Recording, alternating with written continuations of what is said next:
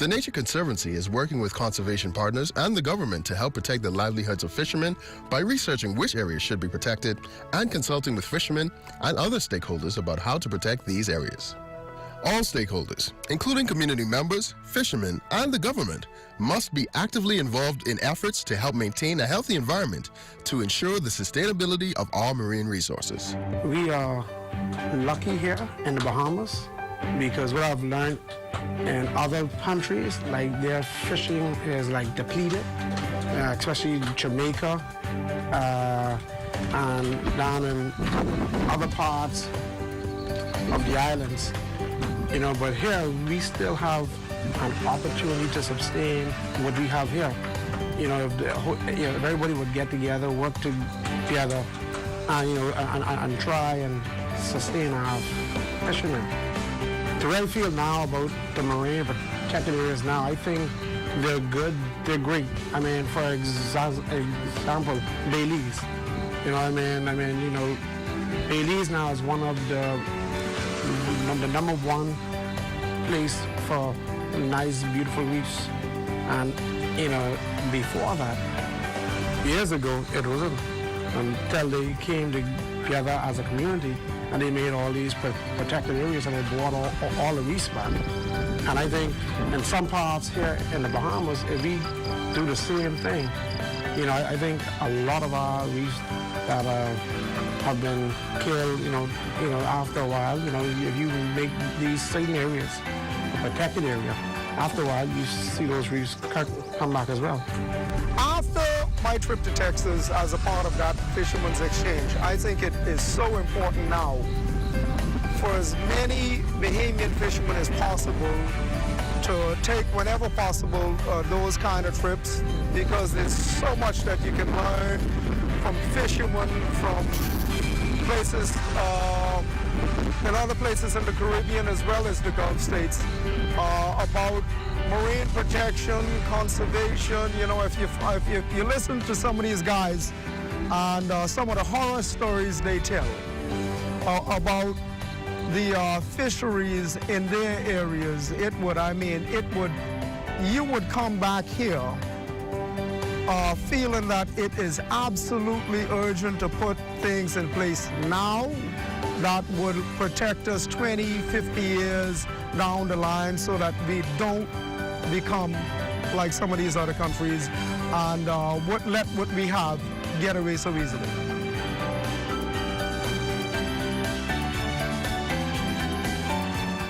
At Rusty Bethel Drive, I'm Paiswell Forbes.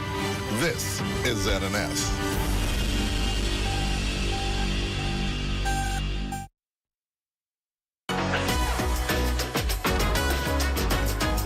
It's What's Trending with Jimenita Swain and the Bahama Beauty at the Broadcasting Corporation of the Bahamas from Studio A.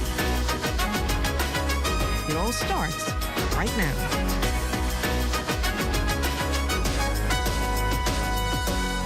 Hello and welcome everyone. You're tuned into the ultimate destination for all things lifestyle, entertainment, and everything in between. I'm Jimenita Swain and you're watching What's Trending, the show where we bring you the latest trends, hottest news, and insider tips on living your best life. Whether you're here for fashion, food, fitness, or the latest buzz from social media, we've got you covered. Let's dive in. Well, thousands of earthquakes continue to rattle the Greek Isle of Santorini. The National and Capodistri and University of Athens Crisis Management Committee said in a statement on Tuesday, scientists have been monitoring the seismic activity, disclosing about 12,000 earthquakes with magnitudes greater than 1 have been registered since January 26th, with 109 occurring on Monday alone. While strange things continue to unfold, this time there are reports of the world's first recording of a black sea devil. That's an anglerfish known for living thousands of feet beneath the ocean, where the light no longer touches, was caught swimming on camera close to the ocean's surface. The footage captured in Spain's Canary Islands showed the female fish, whose Latin name translates to black sea monster, swimming through the light-filled ocean waters off the coast of Tenerife. And today is unofficially Darwin Day, which honors the life and work of English naturalist Charles Darwin. Also known as International Darwin Day, the day is a celebration of science and humanity. Born in 1809, Charles Darwin revolutionized the field of natural history by putting forth the theory of evolution by natural selection. In his book on the origins of species, published in 1859, he argued that all present-day life forms on Earth came from a single ancestor, and that diversity in the animal and plant kingdom came about due to natural selection, migration, extinction, and genetic mutations. As for what's coming up in today's show, let's discuss safety in the workplace and how one local company is making a difference in that field. Also, do you need a hug? And I'm back behind the bar with another mixing segment. That and so much more after the break.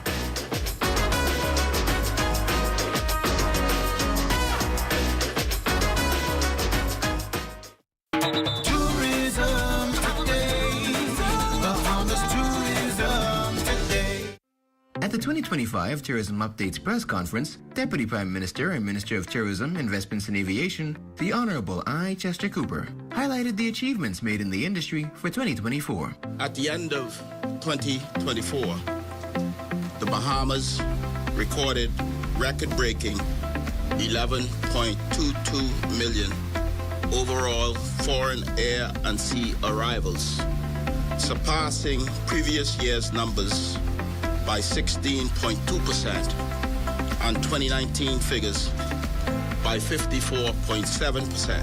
The 2024 Impact of Cruise Tourism Report by the Business Research and Economic Advisors, as commissioned by the Florida Cruise Association, has ranked the Bahamas as #1 in the Caribbean and Latin America in terms of total overall economic benefit from the cruise business.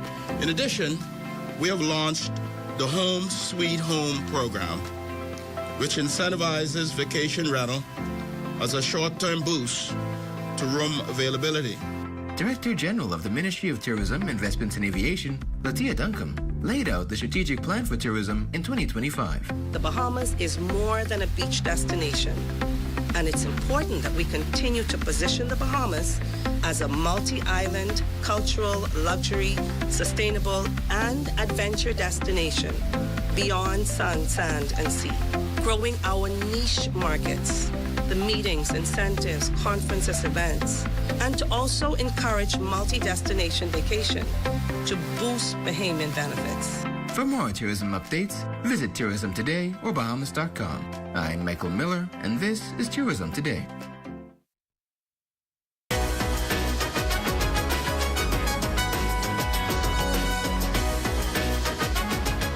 Fire safety is something we all need to pay attention to, and for more than 20 years, one local company has been doing just that. Lifeline IT Group of Companies Limited has experience and is trusted as a safety and security provider known for identifying niche markets within the safety and security sectors. Its CEO, Donovan Paul, who has experience in a number of fields as an audio engineer and is one who advocated for the detection of systems such as shot spotter gun location system. But he's recommitted himself in 2025 to focusing on safety with mouse. He joins us in studio to talk about that partnership. Welcome to What's Trending, Donovan. Thank you. So talk to us, how did you get into this partnership with mouse safety? Initially, I used basically artificial intelligence to locate a product that was suitable for our markets, considering I noticed a lot of persons having fire extinguishers, but they weren't being properly serviced. And so that that created a market in itself. And we've have a basically history of introducing products that are maintenance-free, but even with a product that is maintenance-free, it has a lifespan. Correct. So the whole objective of what we wanted to do with mouse safety is begin to register the products, and so be more proactive in reference to making sure that the devices are replaced once their life has come to an end. Right. So what intrigued you to get into this niche market of safety and security? I would say first and foremost, as a home, at my home, basically, I actually had a fire in my home. And so when I had the fire, I noticed that I had a smoke detector that went off. However, I did not have suppression solutions to automatically fight the fire. So I then began to look for solutions that were, I would say, affordable, scalable, and that's something that could be used in our average home. And so that's why we looked at various solutions, but we settled with Mouse because their products are, I would say, smaller. It's non-hazmat, and so that you could actually inhale it without you basically causing asphyxiation. And it also is maintenance-free. And non-compress, so you don't have to service it, etc. And that's ideal for a solution for fire suppression.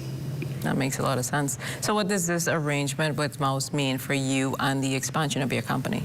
Yes, what they allow me to do is actually throughout the Caribbean. So my region is the Caribbean, and so what we plan to do now as relates to the educational sector, incorporate fire blankets for various schools, but at the same time we're looking at fire safety as it relates to fire blankets for large vehicles.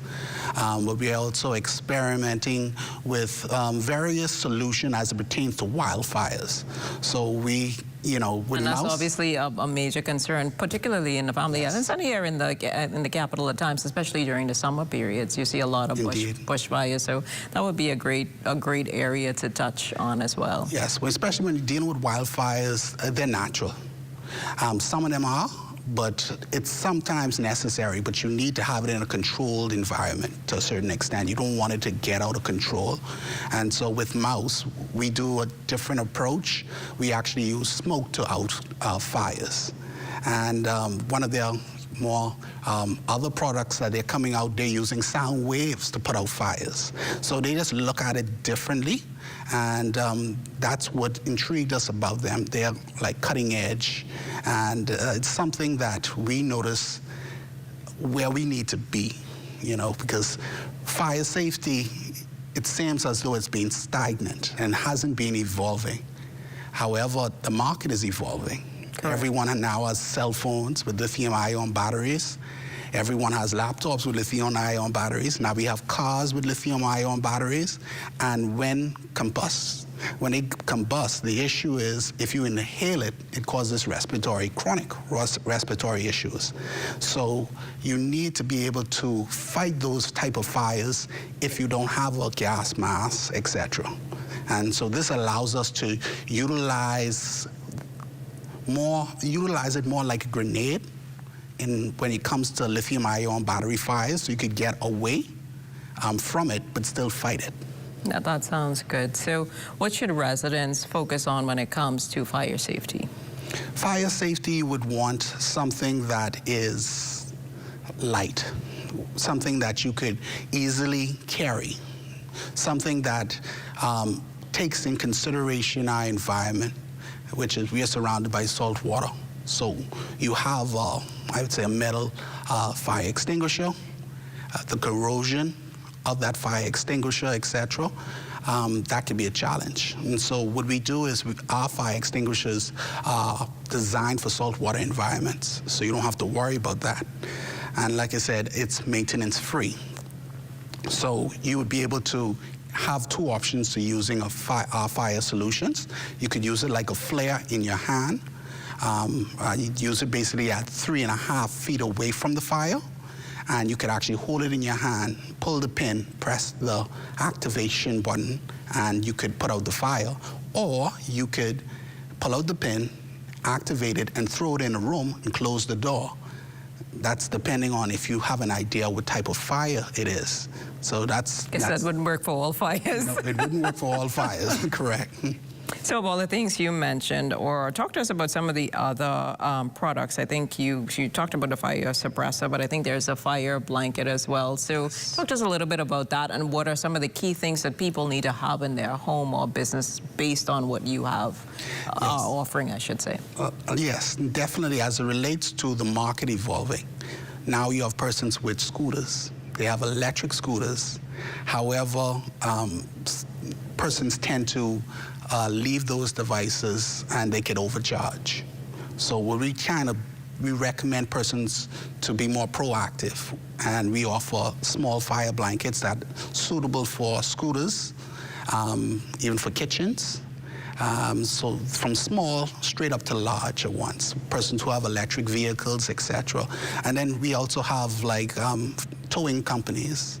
When they tow electric vehicles that have been damaged, they don't want for those vehicles to begin to catch on fire in the back of their tow truck. So they use it more as a preventative measure in reference to when they're relocating the vehicles, etc.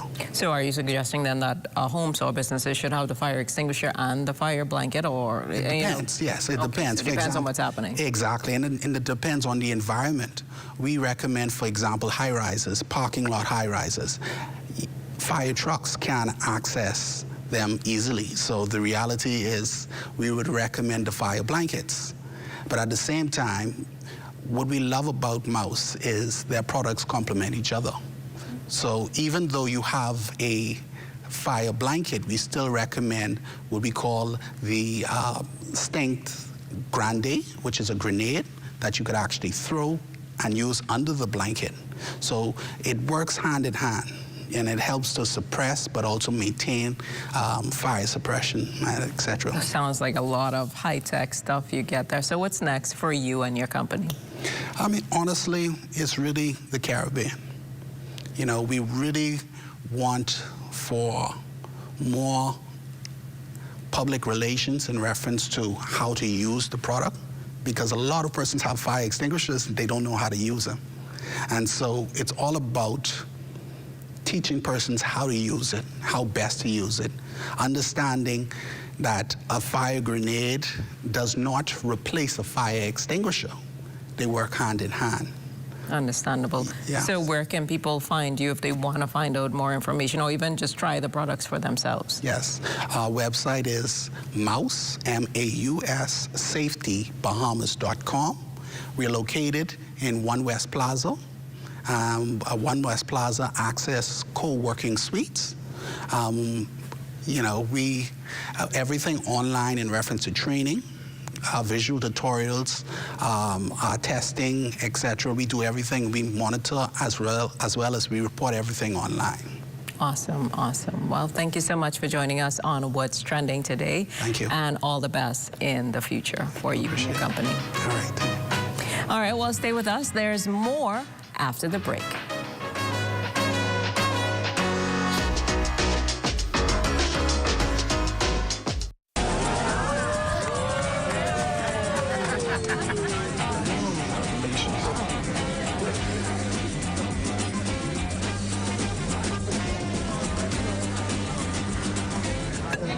Diet-friendly special.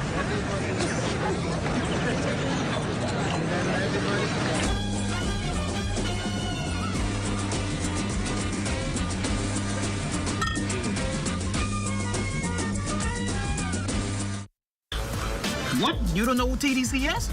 Tourism Development Corporation? You mean the Ministry of Tourism? No, that ain't the same thing, but the Tourism Development Corporation helps develop and grow behemoth businesses in the tourism industry. You hear what they say, boy? Oh, yeah. Develop and grow. You don't know what all the things they do? What does do? Wait, check the website, boy. Start your journey to ownership of our #1 industry today. Log on to tdcbahamas.com. Get ready, the biggest junior regatta in the Bahamas is back. The Sedora Knolls National Junior Sailing Championship begins from February 20th to the 22nd at Montague Foreshore, featuring the very best in junior sailing, with clubs competing in Sunfish, Opti, Laser, and E-Class races. And that's not all. Youth talent will be on full display with performances from school pop bands and a special rusher from the winners of the Junior Junkanoo Parade. And it goes without saying, there will be plenty of delicious Bahamian food and fun activities for kids of all ages on site. So mark those calendars. You won't want to miss this. Here at Immigration Care Service, you can trust us, especially if you have experienced issues or problems with the U.S. immigration at the borders. We'll do our best to provide options and solutions to immigration roadblocks, so travelers can continue visiting the U.S. and residents can continue living their lives in the U.S. without worries. The best part? Our services are affordable and accessible. Take the mystery, confusion, and fear out of your immigration concerns. Contact Immigration Care Service today.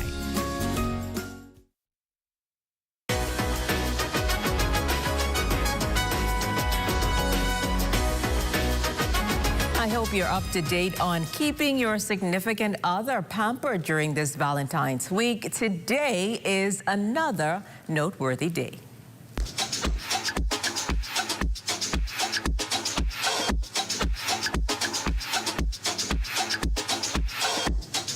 Well, we're getting closer to Valentine's Day. Today, February 12th, is being observed as Hug Day. And we've been reminding you the week of February 7th through 14th holds a significant day for each observance. Well, Hug Day is a special day to spread love and warmth through simple embraces. It's also a day that reminds people of the importance of touch when it comes to showing affection and love. Sometimes hugs can say much more than words ever could.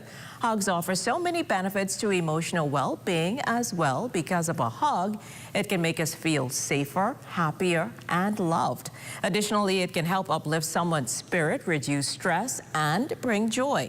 Now, while we're not sure about the origins of Hug Day, it has remained one of the most important parts of the Valentine's Week celebration. Hug Day reminds people how important physical touch is in the expression of love and affection. And it is the day when you can show your love by hugging any person whom you care for, be it family, friends, or even people whom you do not know well. Just don't get carried away with the latter group. Well, you're watching What's Trending. We'll have more after the break.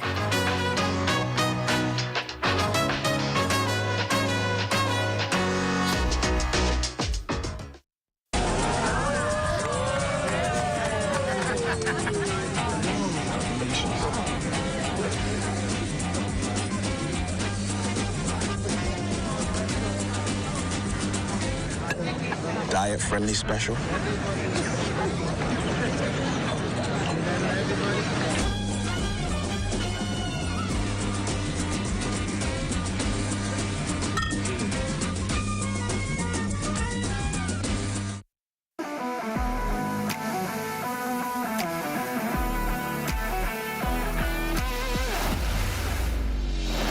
Bahamas Group of companies, we have been in Exoma now for the past 4 years, carrying out our paving program. A part of our company's philosophy is to do some work to international standards. So when you look at our paving division, we have a state-of-the-art lab to do all of our testing in-house, as well as a state-of-the-art asphalt plant with a trained technician carrying out the work on that site. The overarching goal of our company is to produce the work that we're doing in the entire Bahamas to international standards. We also make a difference by the training of our staff. We have a very intensive training program going on to where we are teaching young men how to learn the art of striping. Being a young man myself, I've made mistakes in the past. I was given a second chance to better my life, and it's only fitting that we pass that along. What's important for us is giving them a second chance for them to get a skill and a career that could take them further in life.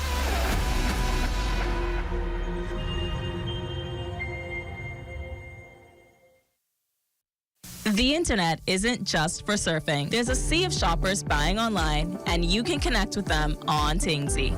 Tingsy is the SBDC's online storefront built for Bahamians. Take your business to the next level by selling to customers online, both at home and around the world. People want Bahamian things, and if you got things to sell, sell on Tingsy. Find out how you can connect with a sea of buyers by visiting tingsybahamas.com.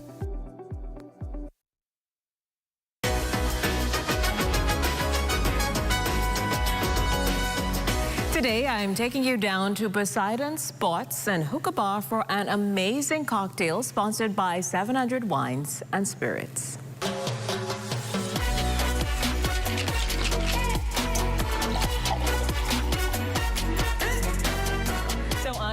Kareem Brown, and he is gonna have me mixing something special for us today. So what are we gonna be trying out, Kareem? We're gonna mix a strawberry sangria. A strawberry sangria, guys. So what am I starting with? Since he's making me do all the work, he's just talking today. But anyway, we can give him a blind. What do you want me to start with? Start with the less expensive element, cranberry juice. Okay. So how much of the 1 ounce cranberry juice? All right. Maybe when you need to become a professional. I ain't a pro yet. Use a pro. You could freestyle it. So after the cranberry, half ounce simple syrup in the Bahamas, man. Sugar cane. Simple syrup. Okay, then we're gonna use the strawberry puree. All right. 1 part, so 1 ounce. Good. Then we're gonna put 1 part of the Pinot Grigio white wine. Right, so we got to get the Pinot Grigio in there. For it to be a sangria, it have to have wine. Definitely. Yeah, gotta have definitely. Wine. So we're gonna add that in there. So we're gonna put half ounce peach schnapps. Everybody notice that I start from the cheapest to the most expensive. I see. Okay, so is there anything else we need to add in there? All right, so the Hennessy is the final element. Yeah. So we start with the least expensive wine and then add in the most expensive, just in case you have to change something. Yeah. All right, that makes sense. Oh, how much? 1 ounce. All right. Ice a glass. All right, so. I guess I can do that part. All right, I love that you're assisting in some way. I appreciate you, Kareem. I appreciate you. So do you have a favorite drink you like to make, or it's just whatever Well, I you like feel? Whatever you guess like. So this sounds like the perfect weekend starter drink. Yes. All right, so why not? So okay, so we don't need to add anything else. All right, so shaking, guys. So some people I see they just want to get fancy and do the whole. Yeah, you can put it over your head, put it in the bag. Put it over my head, but good little shake. Yeah. This is good? Yeah. All right. Pour the white.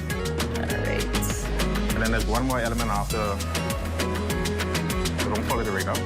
Then we got some Prosecco. All right, it's the bubbly. Am I measuring? You can hold like the regular, which is common size. Okay, I gotta be fancy. Yeah. All right. We're gonna top it off as well. We like the top up. All right, that's Ooh, good. Right on the money. Right on the money. Nice. I feel a little pro-ish, looking a little good. So we're gonna garnish now, you see. All right, let's see what we're doing. We're gonna attempt to get fancy. So am I putting pineapple in? This is a pineapple leaf. For the orange.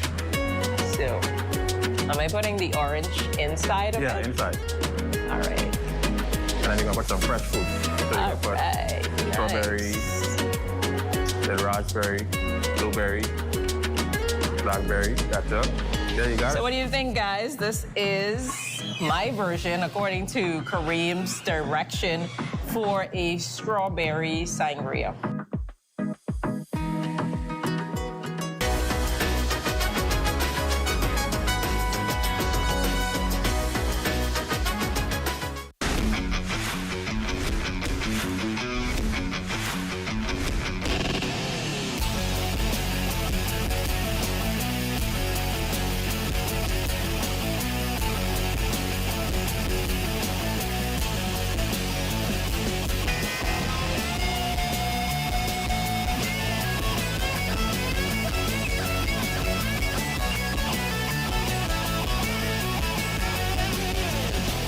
Hi, I'm Brent Burrows, Vice President of Retail and Sales at CBS Bahamas and the CBS Pro Store. Not only do we guarantee the best prices on all your favorite building materials, but we're proud to offer the best delivery program in all of Nassau. Whether you buy 1 box of screws or a truckload of plywood, island-wide delivery is just $5. And for our Family Island customers, we're proud to offer complimentary drop-off to the mailboat of your choice. Visit us today at the CBS Pro Store on Robinson Road and check out our website to set up your next delivery.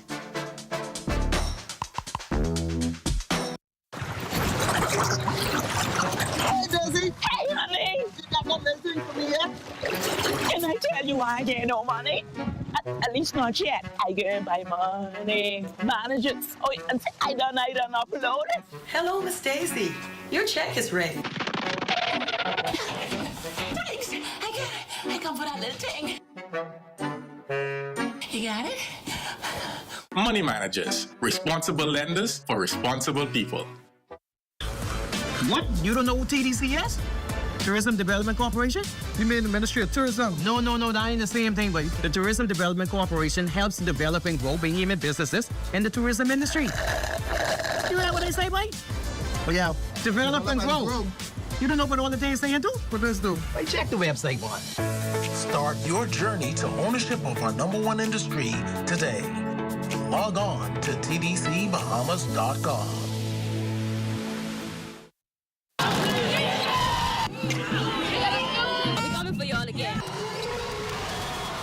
Are you ready for the hardest sports show on the market?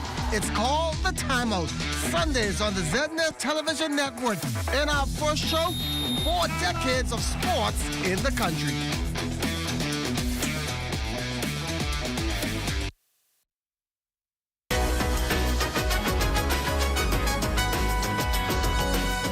On Thursday's show, our road to Valentine's Day continues.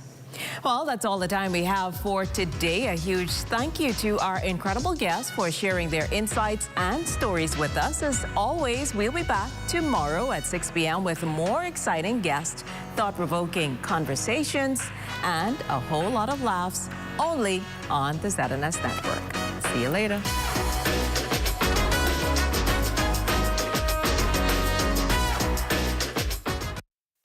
At the Broadcasting Corporation of the Bahamas, I'm Clint Watson, and this is ZNS.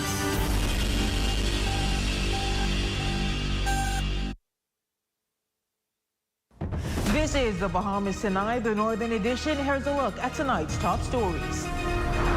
The results of the local government election runoff are in. Plus, parents at Aidmark High School demand improved emergency response after recent scare.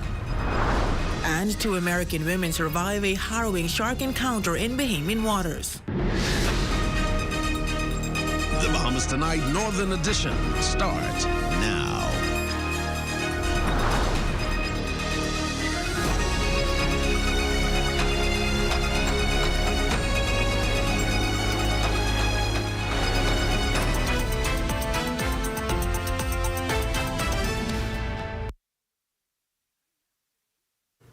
Good evening and welcome to the Bahamas Tonight, the Northern Edition. I'm Raven Davis. Thank you so much for tuning in. Well, it was a closely fought race, but in the end, there could only be one winner. The results showing that every vote really does count. After a recount earlier today, West Grand Bahama Administrator and Returning Officer Leonard Dames Jr. revealed the results of the runoff election for West Grand Bahama Polling Division 13, a race he says saw more voters come out following the 54 tie several weeks back.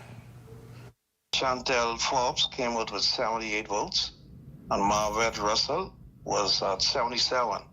So Chantel Forbes is the declared winner for polling division number 310 as a result of the runoff elections on yesterday. Sometime on next week, we will have a meeting with all of the remaining town committee members for 8 Mile Rock East. That will be held early, sometime next week. Once that meeting is held, they would elect their chairman, their deputy chair, and 2 additional persons to go to council. So once that is completed, then another meeting will be held. That is when we would have the full complement of the 9 councillors, and that is where we would decide the chief councillor and the deputy chief councillor. ZNS News caught up with Forbes Tuesday, who was confident from the start. She shares why she entered the race. I was born and raised in Pinedale, and all my family's from there. So the community is I love it. That's why I came back and want to do a lot for our community.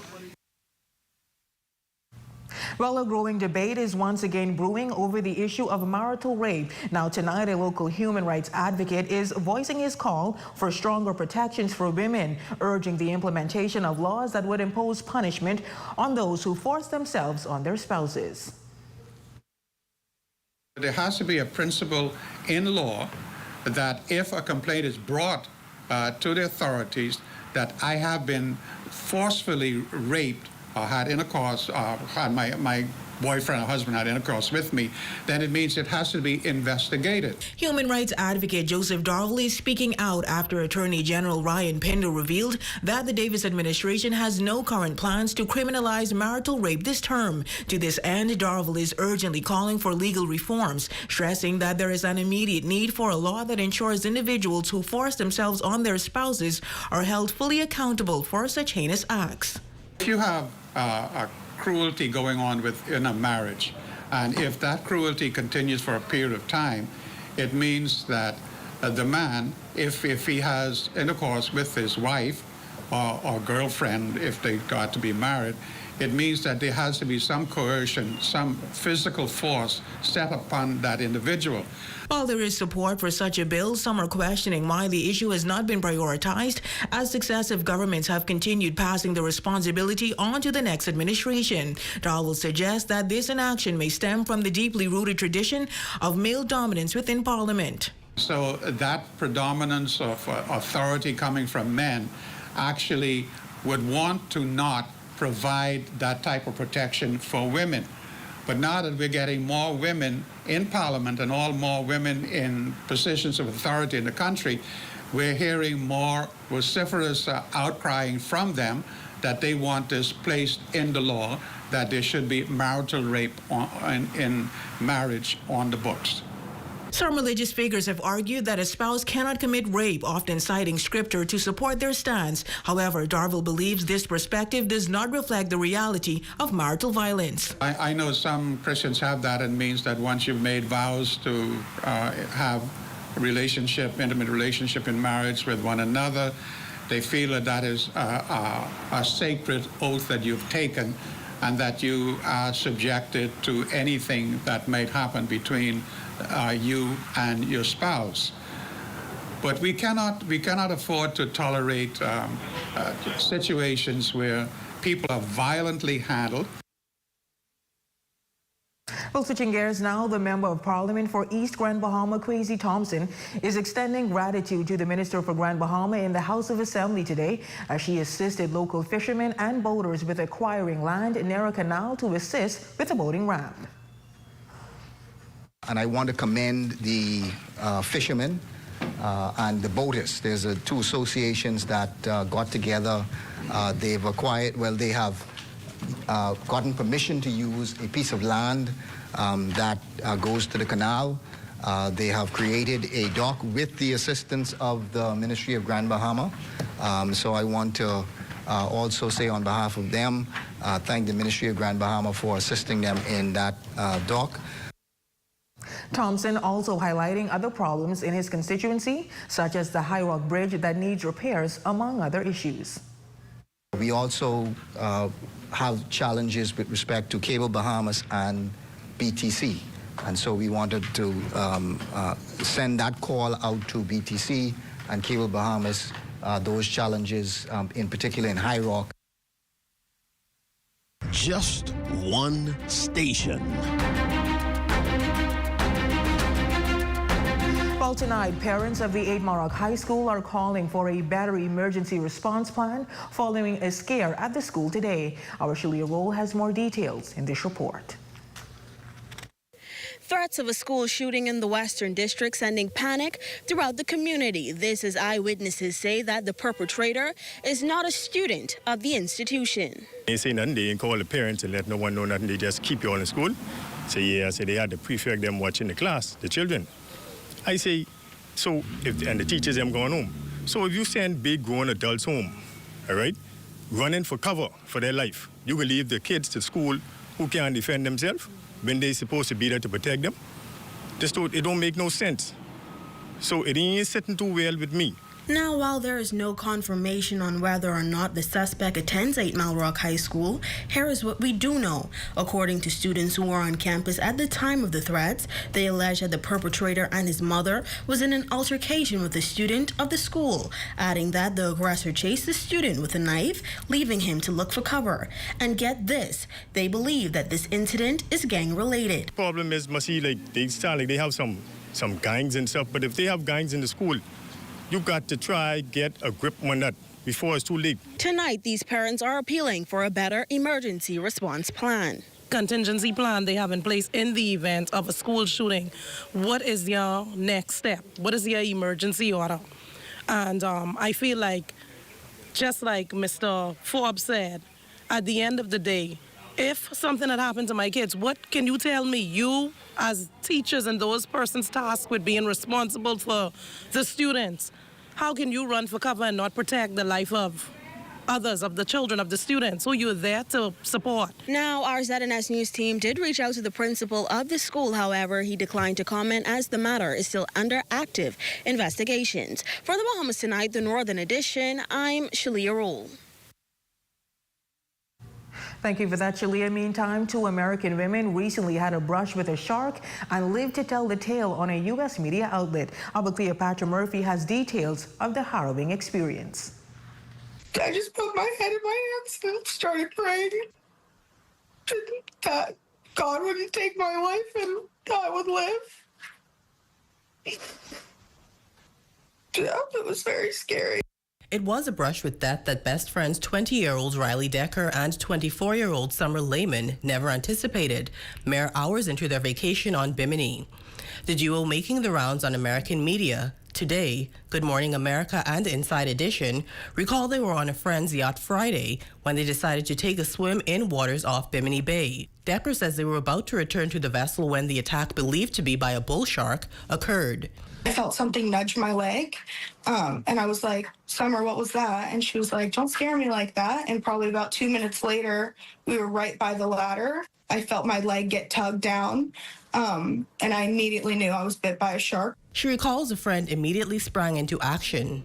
Our friend Austin, he pulled, but I had no strength in my leg, so I couldn't get myself up. So he grabbed me and he pulled me on top of the boat. He wrapped a towel around my leg and a rope for a tourniquet and held it until the medical professionals could come and help me.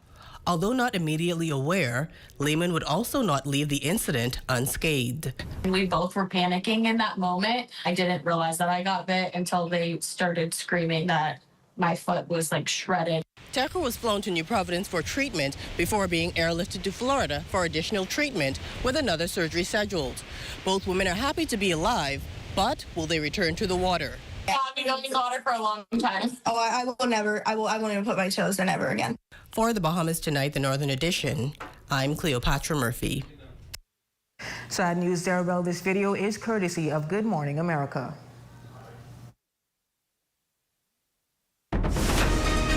And still to come.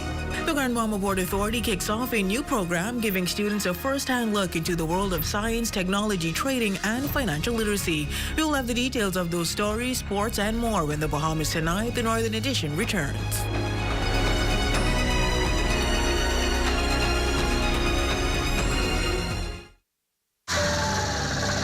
You have enough things to worry about. Living in a world that can seem opposite of the things you are trying to accomplish. I can need a little help with this. We're here to let you know that you don't have to go at it alone. Choose peace of mind. Choose comfort. Choose CB. Commonwealth Bank, leader in personal banking services. Come on down and see what Dolly Madison has in store for you. Renovate and rejuvenate at Dolly Madison. Dolly Madison. Celebrate Valentine's Day with big savings at Third Dimension. Enjoy 20% off hand tools and housewares, plus 25% off select tiles. Shop on February 14th and 15th at Yellow Pine Street, Freeport.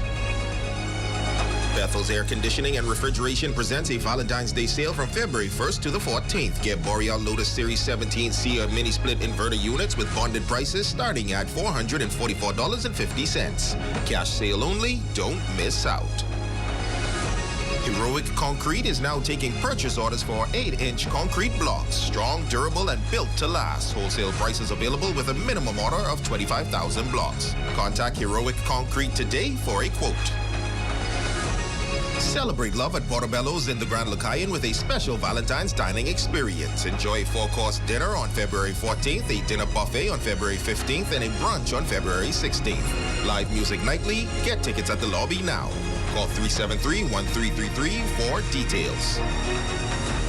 How well do you know your spouse? We'll find out at the Love Games with Uncle Fee Baby Boy this Thursday, February 13th at 3 p.m. at the Millennium Mall.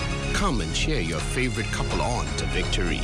This show will be broadcast live on 8:10 a.m.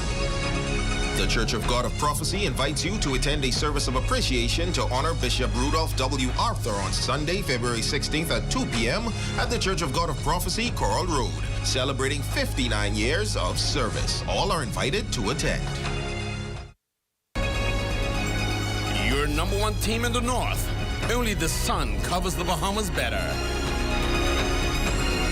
Welcome back. The Grand Bahama Port Authority launching its STEM Empowerment and Education Development 2.0 program recently at the Pelican Bay Resort. Originally designed to introduce high school students to the various fields in science and technology, this iteration will focus on trading, entrepreneurship, and financial literacy. Shane Stubbs was there and filed this report. Because it doesn't matter what track they decide to take when they graduate. The skills they will learn will benefit them in some way. The CE program has been in existence for 3 years, introducing students to artificial intelligence, programming, and coding. But CE 2.0 is expected to be a different ballgame. This time around, students will have access to education and trading, financial literacy, and entrepreneurship. The courses will be fully interactive via the Learn to Prosper app, which can be downloaded via Apple and Play stores once it goes live next month. Chief Investment Officer at the Grand Bahama Port Authority, Derek Newbold. I wish when I was their age, someone taught me about financial literacy. What we're about to teach these students, with the knowledge, the skills that they will come in contact with, will help to transform their lives, not just now, but well into the future. App developer Enan Fernandez says the app will be very simplistic to navigate. One of his main goals has always been to help young students see how easy they can make a name for themselves at home, while teaching how to sell their services to foreign investors in the future. For me, it's being able to allow young people to understand that our value is best in our own environment, and then also teaching them the skills so that they learn how to bring in money and make money internationally while being home. We are one of the nations that people look at, people come to, and people want to be in. So why can't we actually have and build the skills that we need here to create an environment that actually thrives? Chakolia Brennan says the program is an ongoing learn at your pace experience for 7th to 12th graders.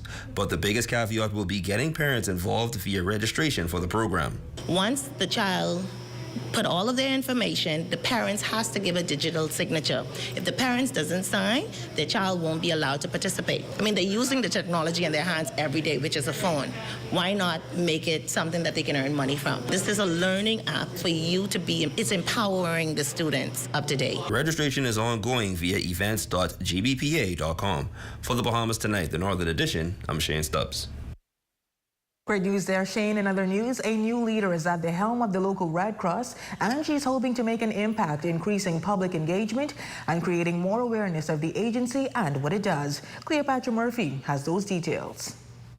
She was recently appointed as chairman for the Bahamas Red Cross Society Grand Bahama Center, and humbled by the appointment, Lisa Turnquest is eager to take on the new role, hoping to bring new energy to the Grand Bahama Center. I live on Grand Bahama. I love Grand Bahama. Everyone knows that. And I believe that oftentimes what's really going on in Grand Bahama is not fully expressed or fully identified. And I think it gives me an opportunity to really give grandmama a voice on the national body. For TurnQuest, it's not about reinventing the wheel. As she says, through its many initiatives, the nonprofit has for years been meeting the needs of the island from disaster recovery to food drives. Still, she believes the wider public and corporate Grand Bahama has lost touch with how much it actually does. I see my role as just re-energizing, re-oiling the wheel, bringing some new initiatives, taking some old programs and bringing new life to them, engaging new people. And so for me, that's the energy, that's the joy that I'm looking forward to. One such initiative is the Renaissance Ball that she chaired last year after a 17-year hiatus. TurnQuest not only ran with it, but made it a success, also raking in a substantial profit. I had a wonderful team, a diverse team of people working with me, and that's the very same type of strategy I hope to employ in this position, to bring teams of innovative people, diverse people from the Grand Bahama community who have the same passion, who have the same desire to showcase Grand Bahama for what she really is, as opposed to all of the things that's happened to us. To foster greater community engagement, TurnQuest says she intends to focus on youth, senior, and corporate engagement. And by focusing on those groupings, she hopes the public will be more willing to support the Red Cross and its initiatives. For the Bahamas Tonight, the Northern Edition, I'm Cleopatra Murphy. Well, Berkshire Bahamas Farms Managing Director Terrence Roberts III has launched a groundbreaking initiative to empower youth and underserved communities in the Bahamas through innovative agricultural training. He says the newly minted program focuses on sustainability and recycling, showing that agriculture is more than farming. It's a path to economic growth. A lot of times we look at farming as poor man's work, as dirty work. But if we understand agriculture, like even you can see right here in this bucket, there are cotton plants in there. So if we think about our clothing, if it's made out of cotton, where does cotton come from? So with that understanding, we want to empower our community on how we can take our raw materials, turn them into something. Well, according to Roberts, the program is free with the goal of engaging community members and the government to demonstrate that through collaboration, they can create avenues for learning and empowerment. He says the benefits are immense. If we're focused on the tourists all the time, and it's good to have tourists, the Bahamas is a beautiful place to be, but what about the locals? So if we focus on the tourists, the money comes in and it goes right back out. But what about creating our own here and keeping it circulating in our communities? You can create jobs, you can create spin-off businesses, new licensees, just from learning and understanding how we can work together and cooperate as a community. So that's really how our economy thrives. It's not okay where we have these few businesses here that are thriving and everybody else just struggling trying to make it.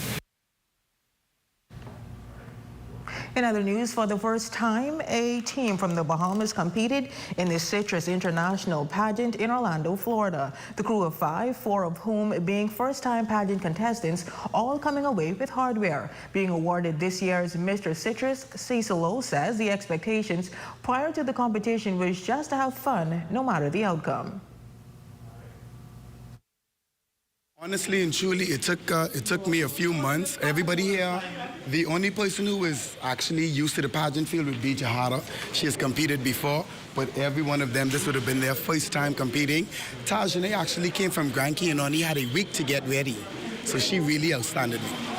We went saying that, okay, we want to get our foot wet, we want to compete, want to have some fun, not knowing that we would go there and turn out and win all these prizes and win overall. As part of the warm welcome back home, a spotlight was placed on the veteran participant of the group, along with a surprise announcement. When I tell you dedication, and I tell you energy, Jahara is one of those girls who surpasses my feeling of saying that she can do better. She always does more than better, 10 times more than better. And because she has worked so hard, I want everyone to know that she will now be taking on the title of Miss Exquisite Bahamas Elite. Well, let's look at stories making news. Jay, what's happening in sports? High school girls basketball kind of remind me of you and Shashina when y'all almost made a WNBA.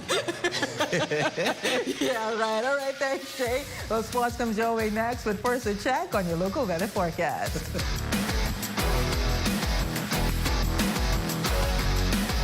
Tonight's weather forecast is brought to you by Royal Star Assurance. 'Cause it's so beautiful.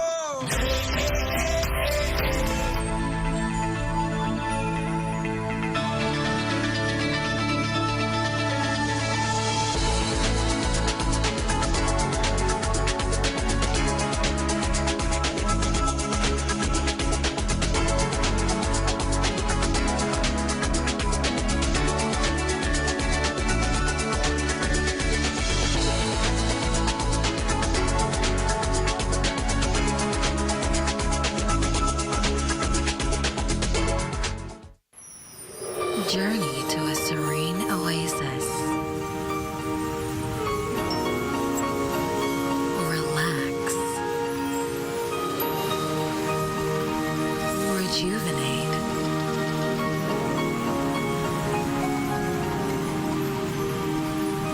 Renew. Welcome to Renew Day Spa. For appointments, call 352-RENU.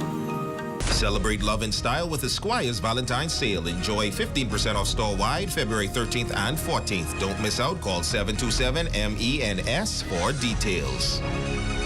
Find the perfect Valentine's gift at Occasions by Miss Alicat. From perfume, cologne, and jewelry to gift sets and customized baskets. Located number 3 Arena Mall. Call 352-2855 or 441-5349 today.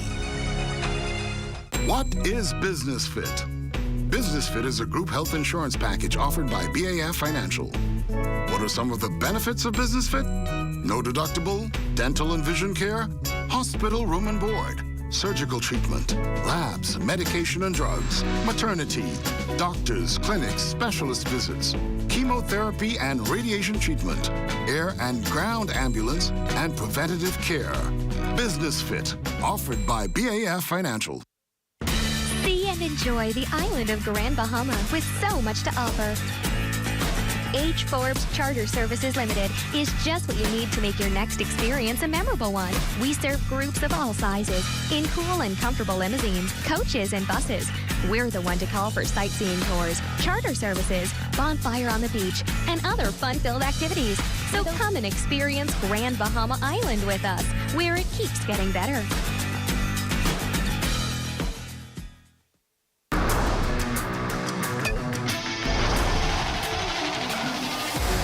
Good evening, I'm Jay Philippe, and welcome to Sports High School Girls Basketball. Sister Mary defeated Jackie with 7-4 to remain undefeated on the season. Our team was able to pull out the win today, but I wasn't too pleased with the way we played. You know, on defense, we have a lot of work to do. My girls, they kind of lost their composure a bit with the defense strategy that they were using, but hopefully we'll get it together. Now when senior girls play, Sunland got the win 16-6 over Jack Haywood. At the end of the day, you know, I felt like, you know, as, you know, ladies, like they played very well. They played tough. It was, you know, tugging first game in the first half. We was able to pull away. You know, I had great players that, you know, did what they need to do behind the stretch. But, you know, I was very proud of my ladies. You know, they played very well. And, you know, like, that's a main goal going forward. St. George's also defeated Tabernacle 10-0, and BMES edged out 8 Mile Rock 8-7. Switching gears now in sports, scores from primary school softball action. Walter Parker shut out Freeport Primary 5-0. Tabernacle with the W versus Hugh Campbell by 1 run 6-5. And West End won against Grace Christian. The final score on that one was 7-3. And that's your quick check on sports. Your Facebook friend of the day is next. I'm Jay Philippe. As always, be blessed.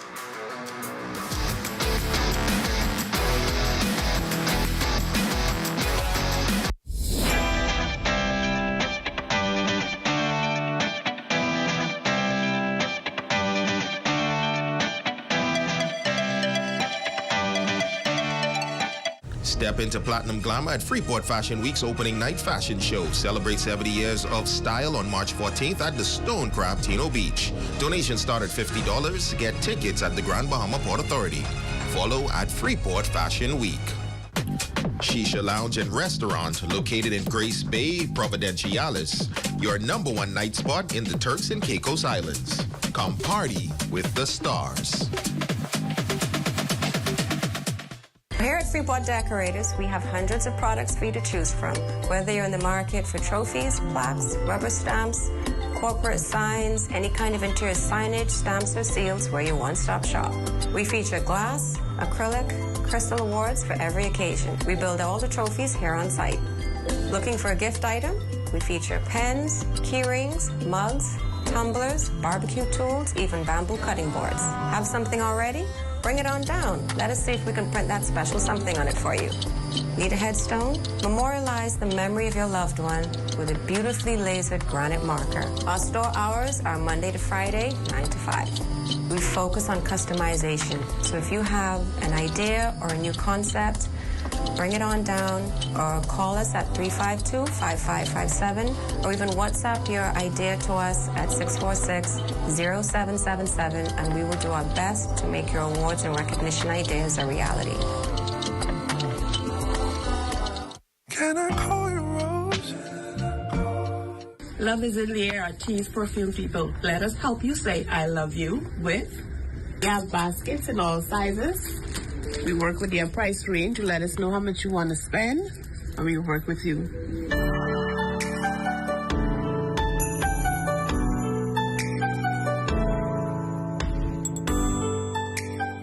We have teddy bears available in all shapes and sizes, and we also have all the chocolates that you need.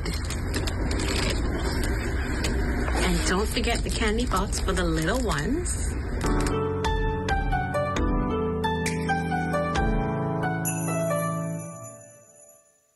And with every $50 purchase, you can enter to win a dinner for two at Agave. Delivery services will also be available at a small charge.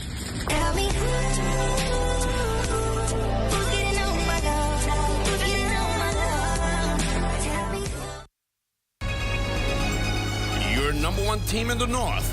Only the sun covers the Bahamas better.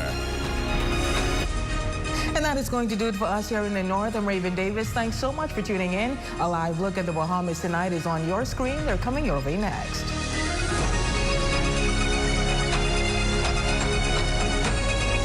ZNS News is brought to you by the new BTC. Fiber is here. Faster, stronger, more reliable. Together, we are unstoppable. Switch today. Coming up in the Bahamas tonight, hundreds of millions of dollars in funding secured for another 4 Family Island airports as the government forges ahead with its Renaissance project. Also, rethinking home ownership. The government pitches the idea of a non-traditional housing. Find out what that entails. And a Bahamian neo-Nazi arrested and convicted in the United States. The Bahamas tonight. The National Report starts now.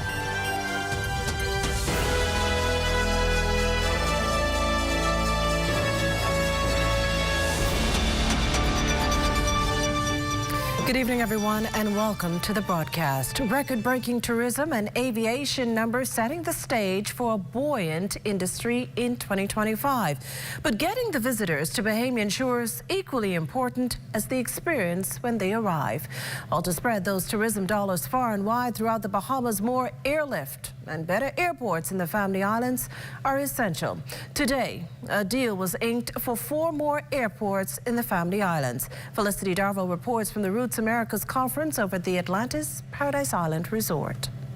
4 major agreements signed today to the tune of $300 million, benefiting 4 airports, as the Family Island Renaissance project means increased airlift and additional tourism dollars into the country. In Grand Bahama, Exuma, Eleuthera, Black Point, Exuma, and the Exuma Keys, Long Island, Great Harbor Key, Berry Islands. We are accelerating the work that we are doing, and over the course of the next 15 months. In fact, today we are signing an arrangement on 4 additional airports. So this work is never done, and once we completed this 14, no doubt there will be an opportunity to do even more. Deputy Prime Minister I. Chester Cooper participating in a high-level panel on the final day of Routes Americas 2025.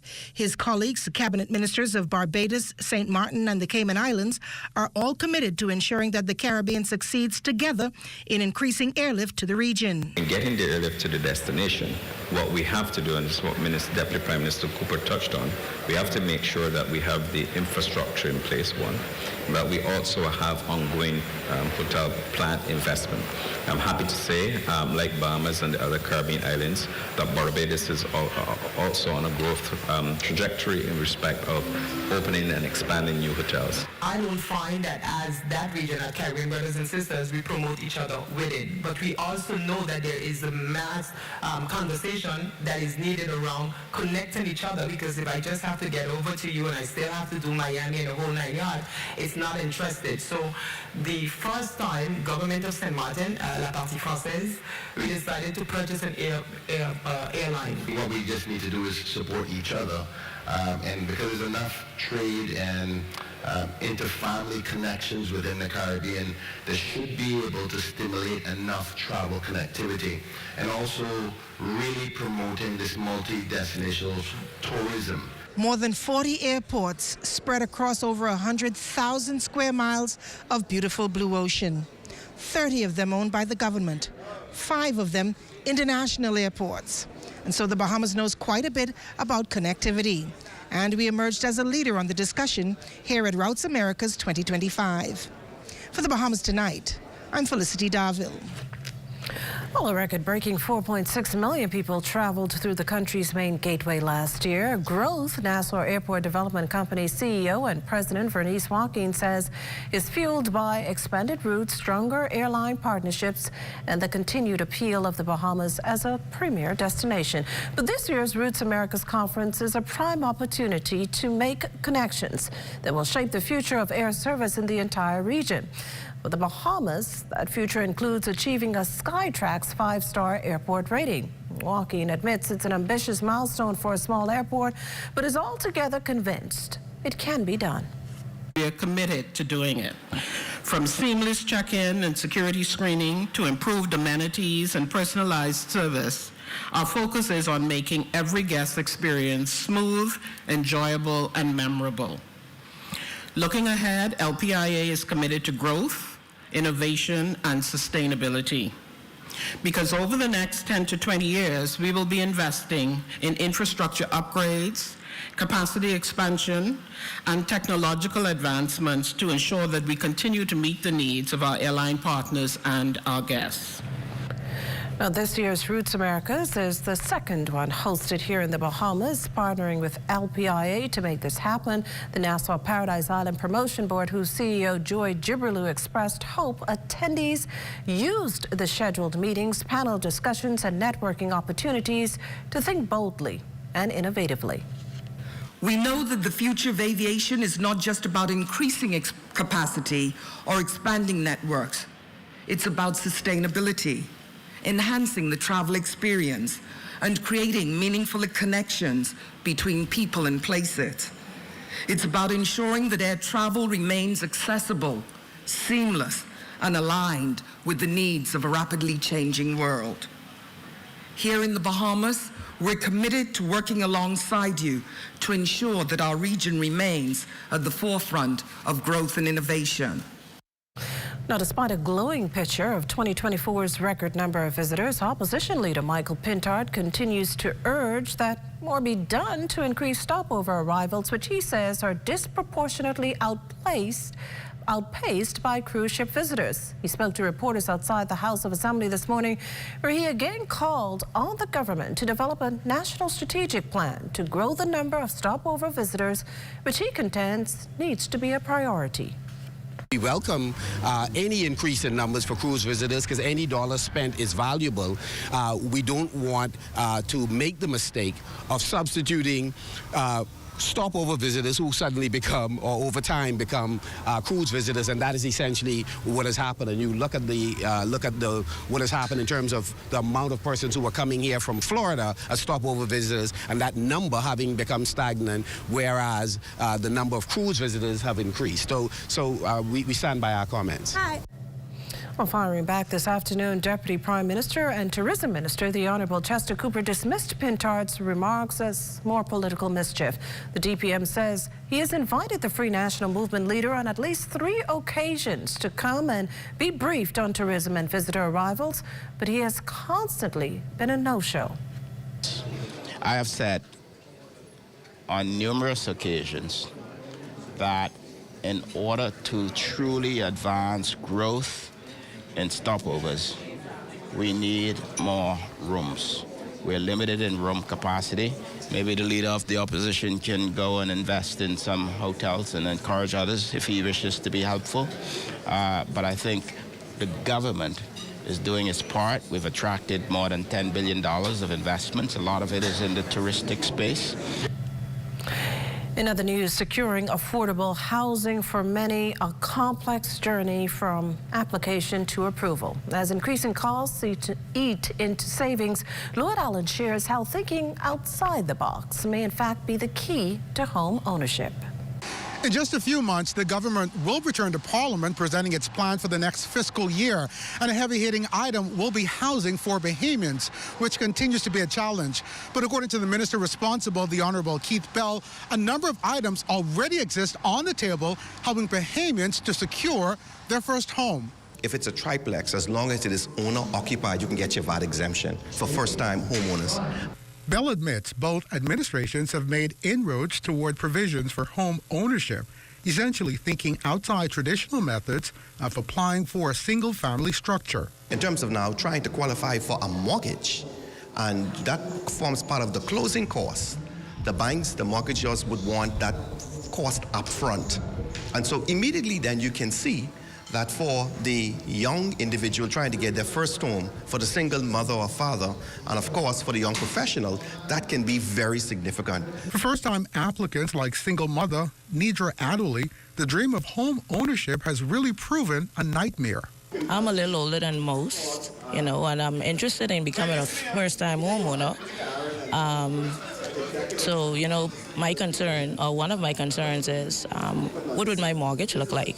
Bell says for those like Adderley, rent to own exists. We can still put you in your home, and we will have you sign a lease to own arrangement, sort of a document.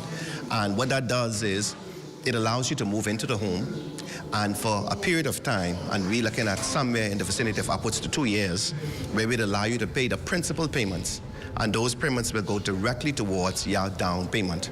There is a view, though, that government homes are nothing more than low-cost housing.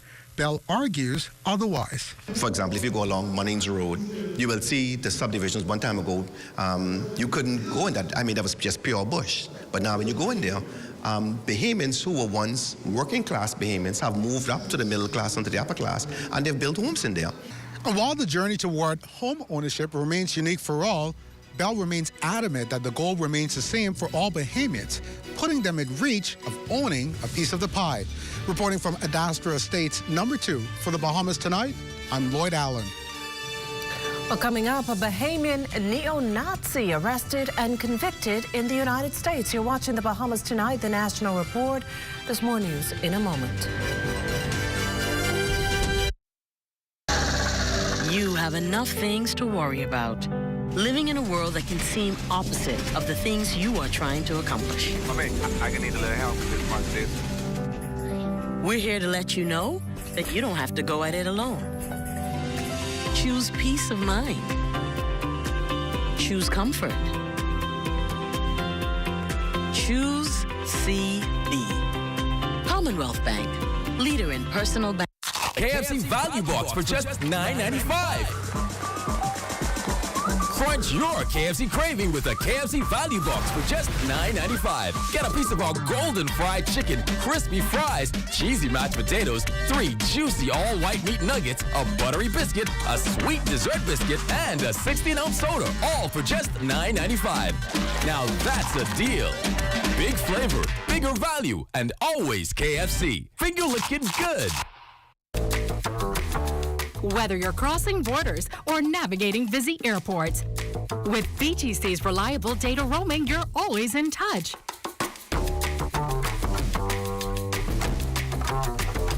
In a fast-paced world, staying connected is key. Don't miss important moments. Stay connected effortlessly with VTC, wherever your journey takes you.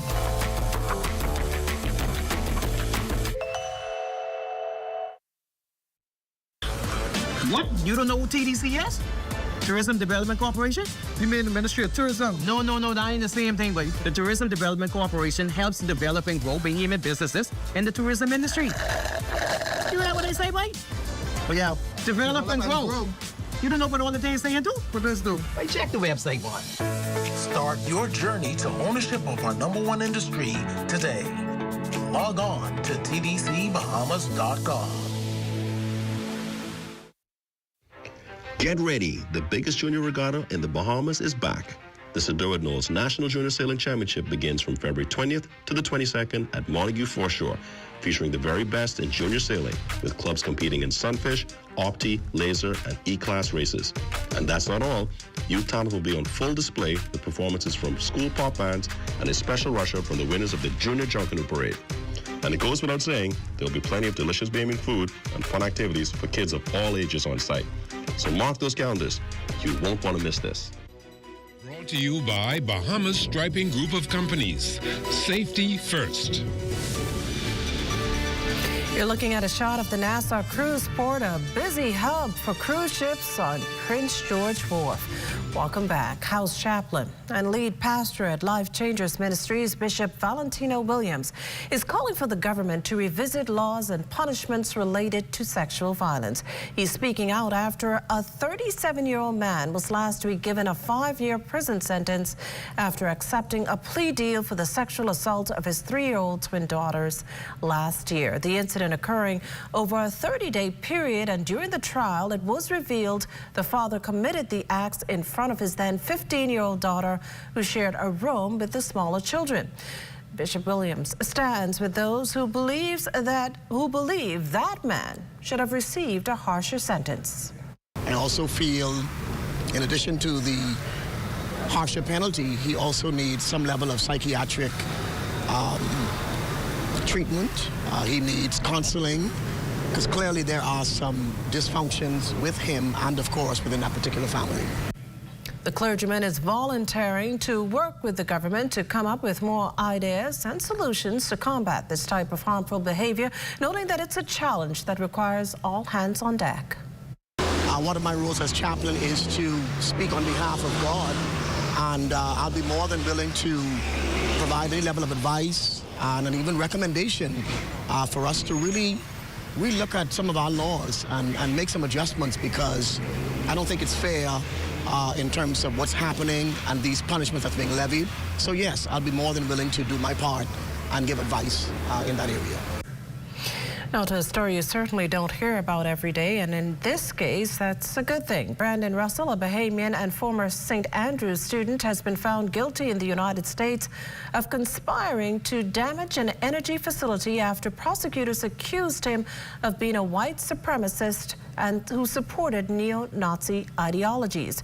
Russell, who resided in Orlando, Florida, was convicted of plotting attacks on electrical substations to further his racially or ethnically motivated extremist beliefs.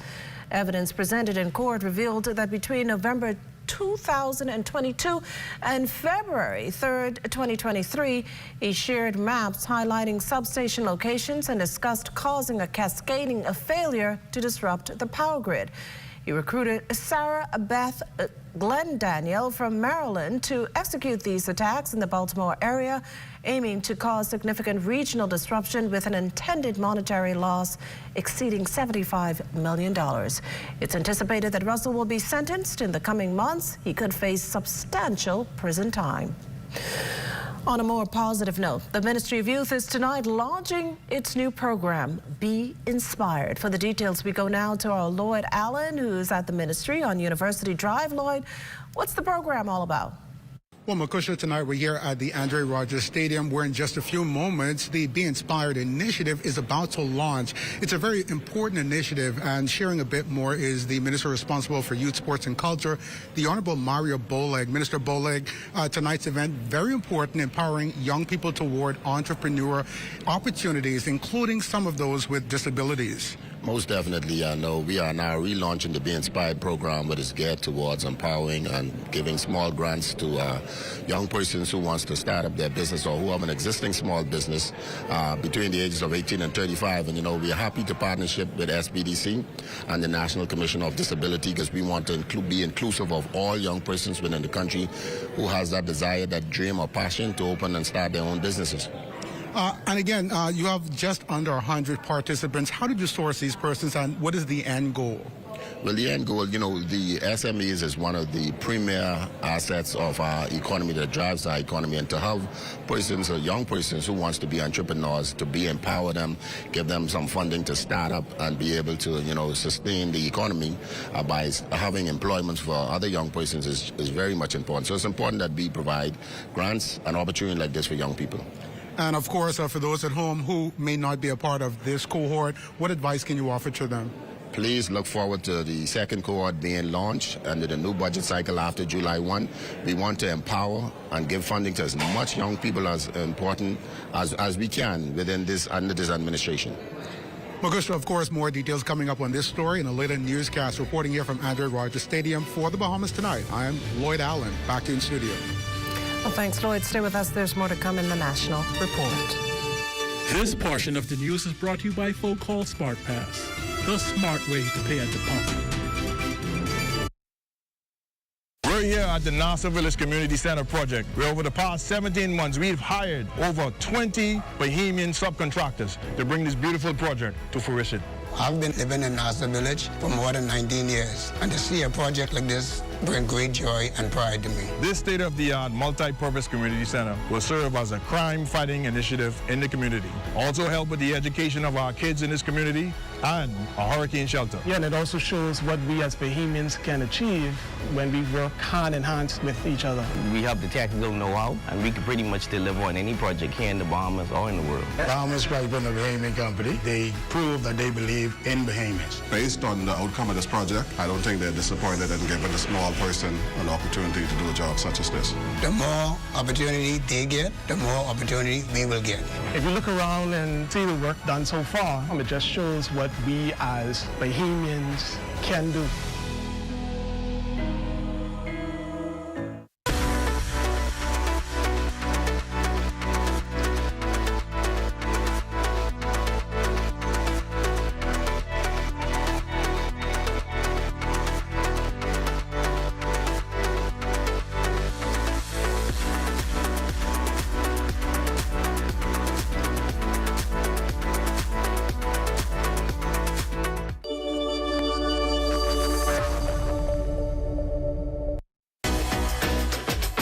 Welcome to What's Trending. Join me, Jiminita Swain. And me, The Bahama Beauty, Monday through Thursday at 6 p.m.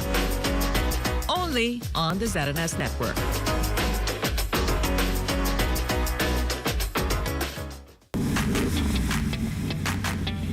Introducing the Focal Smart Pass app that helps you to fuel up faster. Here's how it works. Download the app on the App Store or get it on Google Play and create your profile with payment details.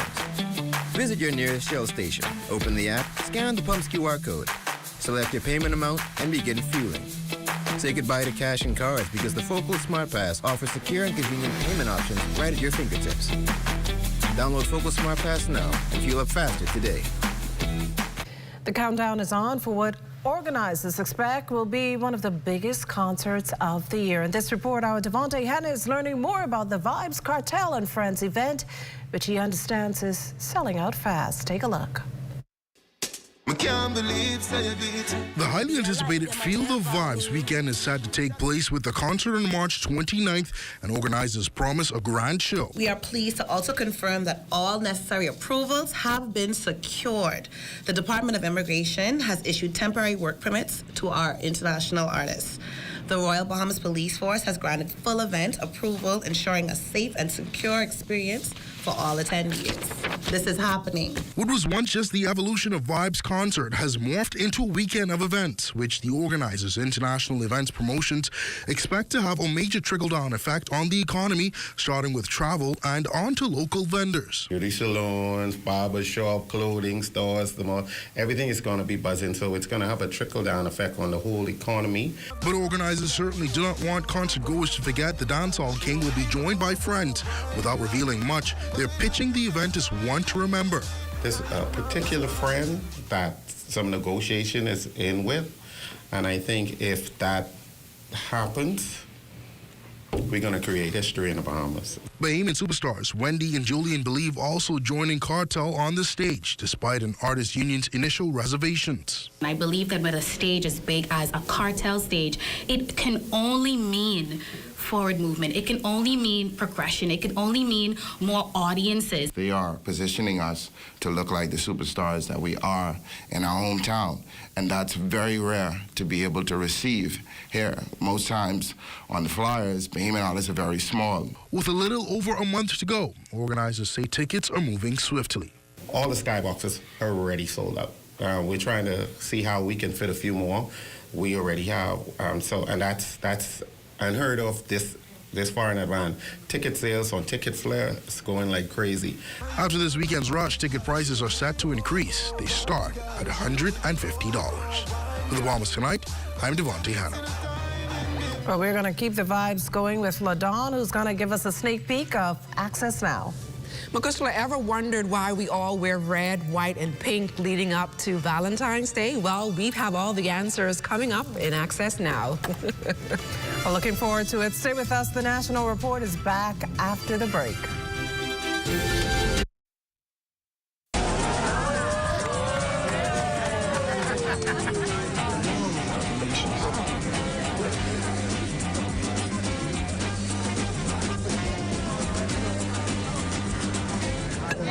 Diet-friendly special. Like,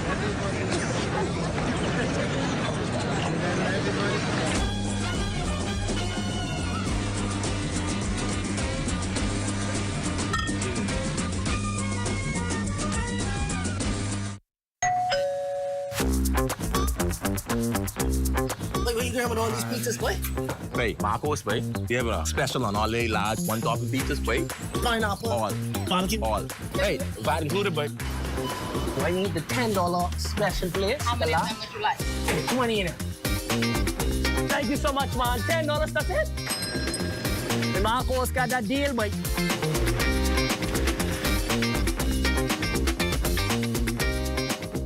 The internet isn't just for surfing. There's a sea of shoppers buying online, and you can connect with them on Tingsy. Tingsy is the SBDC's online storefront built for Bahamians. Take your business to the next level by selling to customers online, both at home and around the world. People want Bahamian things, and if you got things to sell, sell on Tingsy. Find out how you can connect with a sea of buyers by visiting tingsybahamas.com. Hello? You guys had anything to eat as yet? Y'all know Christmas just gone and the rock. All right, but y'all let me working all day, but what we gonna eat? If we was by the mall, we could go by Wendy's and get the Dave special for $5. Yeah, but you do know that the Dave's deal is now actually nationwide, right? Wait, let's go. Cable Beach right there. That's good. All right.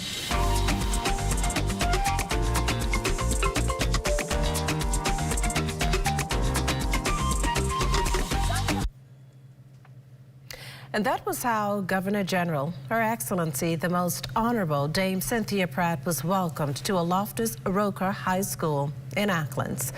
Speaking directly to her students, the message was clear: no matter the challenges, they have the power to make a difference. She also encouraged the youngsters to embrace their uniqueness, reminding them that every obstacle is simply a stepping stone towards success. I am talking about when they've given up on you. There's some good in you. You got to dig deep. You have to overcome the barriers because they're going to set barriers in your way. Because you're from a poor family. Yes, I'm Governor General, but I still live in the inner city. I've never moved. still there today. It's not about where I live. It's what's inside of you. The Governor General's visit, not just about words, but fostering a sense of hope and pride. Her presence energized the school, apparently making the students feel seen, heard, and motivated to pursue their goals with a renewed sense of purpose. Look at our next Governor General. Might not be until you get a certain age, but you're destined. Look at our next Prime Minister, whether you're male or female. Just look at you. Nurses, teachers, doctors, lawyers, look at you. Just look at you. A. Loftus Roca High School. We are depending on you. You understand what I'm saying here? I'm going downhill. Teachers are getting older. They will one day become senior citizens. Who will run this country? Who will run this country? Must be you. Well, before we leave, we want to say happy birthday to our Deputy Director, Alda V. Smunnings, and our colleague, Katie Longley. I hope you two had an amazing day. And that does it for the National Report, but stay close. The Bahamas Tonight continues with Access Now.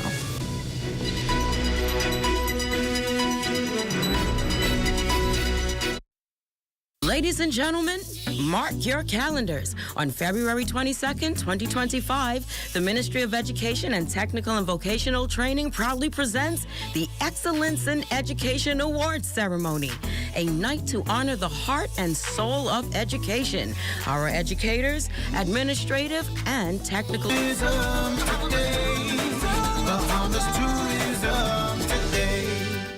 At the 2025 Tourism Updates press conference, Managing Director at Bostwick Global Consultants, Anthony Bostwick, unveiled more details on the ongoing efforts to revitalize downtown Nassau. We have moved extensively, as I said, into the repair and the removal of buildings, derelict buildings that no longer are functioning. We want to move those out of the way and more or less revitalize and incentivize those individuals. The unsightly buildings that are there, we are now in the process, along with TDC, to have those buildings removed. As we remove those buildings, we now have to put green spaces. We want to create places where people can come on the weekends and celebrate the downtown experience. The revitalization part of the DRU is to reintroduce residential living back onto the Bay Street scene. We're also looking at parking facilities in the Bay Street area. We want to encourage entrepreneurs that have the space in place to create parking facilities that residents can now come back onto Bay Street. Art, music, and food is another key incentive that we are pushing in the downtown area. We want to, like I said earlier, and in conjunction with the TDC, we want to create an Art Deco district that invites food, authentic Bahamian food, art, and also music. Also, we now have the mural program that's in place that TDC spoke to earlier, which TDC sponsored. We have some young artistic talent that has been on display in the downtown area. You're going to see a whole new display of murals that are going to emerge onto Bay Street. But with that being said, we still have to clean, maintain, and sustain that environment. For more tourism updates, visit Tourism Today or Bahamas.com. I'm Michael Miller, and this is Tourism Today. Ladies and gentlemen, mark your calendars. On February 22nd, 2025, the Ministry of Education and Technical and Vocational Training proudly presents the Excellence in Education Awards Ceremony, a night to honor the heart and soul of education, our educators, administrative, and technical support teams. We'll honor creativity with the Innovation Award, perseverance with the Resilience Award, and long-term commitment with the Longest Serving with Excellence Award. Celebrate school pride with the School Spirit Award and proven strategies with the Best Practice Award, spanning from early childhood to alternative education. We'll highlight rising stars with the Gen X Award, heartfelt contributions with the Student Choice Award, top school performance with the Academic Excellence Award, and so much more. The Deputy Prime Minister receives the Caribbean Journal Award. The details straight ahead. Plus, the Ministry of Tourism has a partner to make our Google Map imagery much sharper. Some good news there. Why do we wear red, pink, white for Valentine's Day? The answer is on the way. And coming up in sports, the GSSSA Basketball Championships tip off.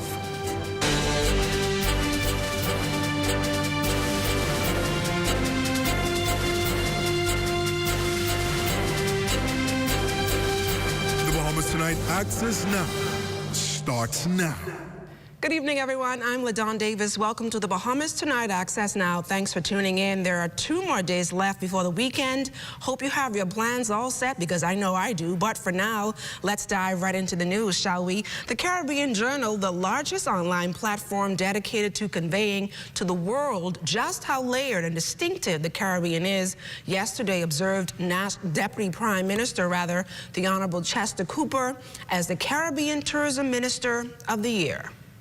I represent the hair braiders and the straw vendors, the retailers, the young man and woman on the street who's giving directions to the tourists, the fish vendors who are ensuring that we have fresh catch, as well as the large stakeholders like the hotels and airlines. And this is important for the acknowledgement of the great work that Team Tourism itself has put in. The Bahamas also snagging Destination of the Year. Great Cliff Restaurant walked away with the Caribbean Restaurant of the Year, and the British Colonial Hotel picked up Caribbean Hotel of the Year. Editor-in-Chief Alexander Brittle says of 30-plus Caribbean countries, he and his team of Caribbean travel experts are most impressed with the Bahamas in these areas. We look at a number of factors, and obviously, new hotels tend to get a slight edge because, we want to celebrate people who are doing innovative things. And I think what the transformation of really, arguably the most, the original hotel in the Caribbean, it was really amazing to see what they were able to achieve and turn that hotel into what it is now. It's been great to see the renaissance of the country, and again, record-breaking arrivals. What the destination is doing in a sustainability standpoint, the hotel development, airlift growth, the new airport projects. So everything holistically is really adding up to a really impressive tourism program.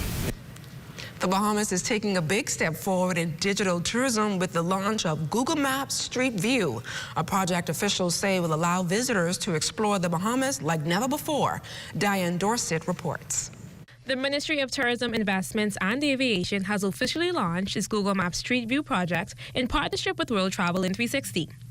According to Deputy Prime Minister and Minister of Tourism, Investments and Aviation, the Honorable Chester Cooper, the project aims to provide an immersive digital experience of the Bahamas, allowing potential visitors to explore the islands before even stepping foot on our shores, enhancing the Bahamas' visibility on a global scale.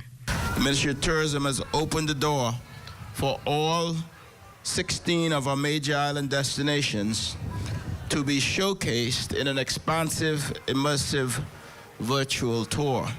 The data collection process involves specialized cameras mounted on vehicles capturing more than 2,360-degree images. COO of World Travel in 360, Dimitar Kunip, says he is excited for this partnership to showcase the Bahamas on a larger scale. We already were on the road in the past few days, so some of the people probably are starting to see the cars going around, and we see a lot of people getting excited, waving, and anticipating what is going to happen. Over the next few months, the project will cover a host of popular tourist areas in New Providence, Grand Bahama, and the Family Islands, giving a comprehensive look at both urban and remote destinations. This project will also enable us to conduct remote road inspections and increase overall safety, provide AI-driven updates for local businesses on Google Maps, and boost our global tourism efforts by drawing in an estimated 200 million views 200 million views in 5 years. For now, residents and visitors can look forward to seeing the Bahamas in a whole new way, right from their screens. For the Bahamas Tonight, I'm Diane Dorset. Thanks a lot, Diane. Well, love is definitely in the air, at least here at the Broadcasting Corporation of the Bahamas, and this is evident by the large amount of women adorned in either red, pink, or even a blush of white while hard at work. Some choosing to wear red on the Day of Love, which is this coming Friday, while others plan to wear the catchy colors for the entire week. Now, just in case you aren't aware of it, wearing shades of red, pink, and tossing a little bit of white into your attire are traditional colors worn for Valentine's Day to associate with love. Red symbolizes a passionate romance, pink is for affection and gentle love, and the blush of white represents purity and innocence. Now, if you're a fashion guru, infusing red and pink together are attention-grabbing colors, often signifying strong emotions like love and excitement. So if you're not in the mood for love and are not a fan of red or pink colors, then wearing white could be the right color to show your support for the special day. And still to come, it's Wednesday again, so you know what that means. Time for Leno Wealth-Wise financial advice. So keep it locked. Life is not always easy. We may find ourselves in situations that turn our worlds upside down. No matter how low you believe you have fallen, get help if you need it. Do what you have to do to get on your feet again. This message was brought to you by the Bahamas Psychological Association.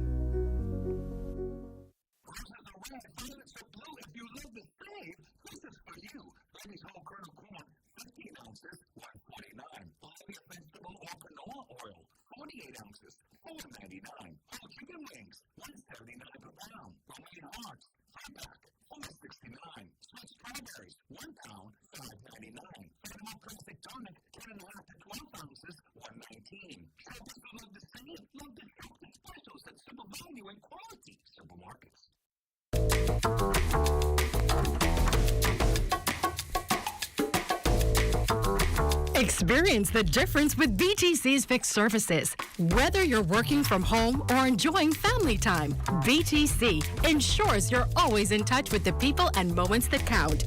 BTC isn't just a service, it's a lifestyle. Stay connected, stay inspired, and live your best life. BTC. Our drone pilot, Destiny Reed, is at the mall at Marathon tonight. Great shot there, Destiny. Let's take a trip to Long Key.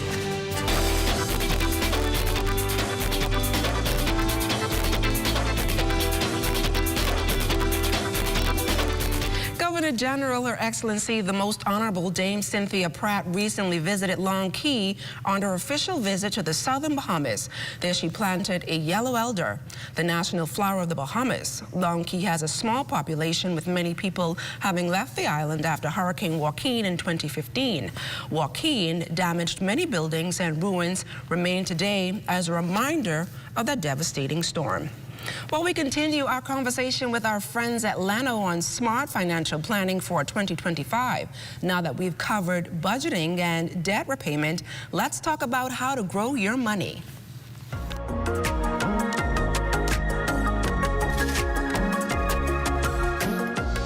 One key strategy is saving and investing. Setting aside money regularly, even a small amount, can help build wealth over time. If you're new to investing, consider low-cost index funds for steady, long-term growth. If you're fortunate to have an employer-sponsored plan and the employer is matching, make sure you are maximizing your contributions. That is a no-brainer because it's actually free money. If you have investments, you want to make sure that you have something in equities just to keep pace with inflation. And if you're expecting a major life event in 2025, such as buying a home or expanding your family, start planning now. Big expenses require early preparation to avoid financial stress.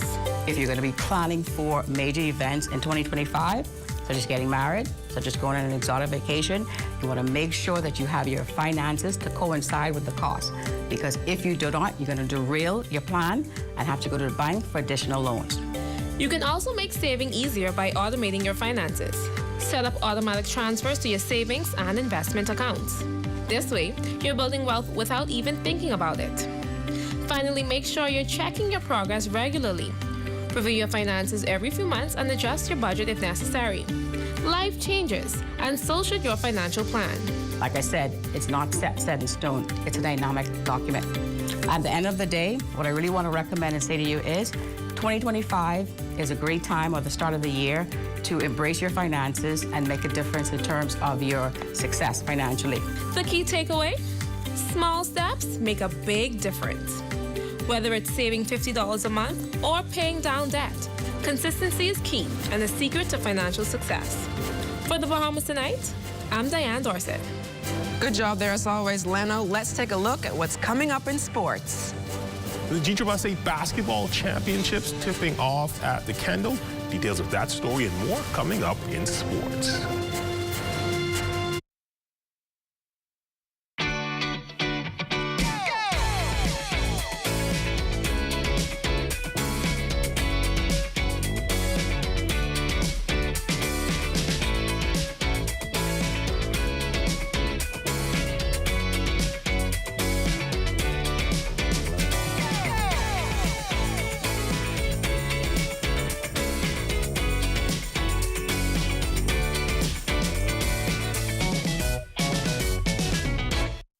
Cybersecurity is really a matter of national security. HAIL Bahamas is about making sure that every organization in the Bahamas recognizes the importance of, one, being prepared, two, understanding what that preparation looks like, because at the end of the day, we see that as a part of our cybersecurity initiative, and this is why I'm delighted to be hosting this conference.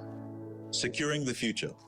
I'm looking forward to seeing you at the Alive Business Cybersecurity Summit.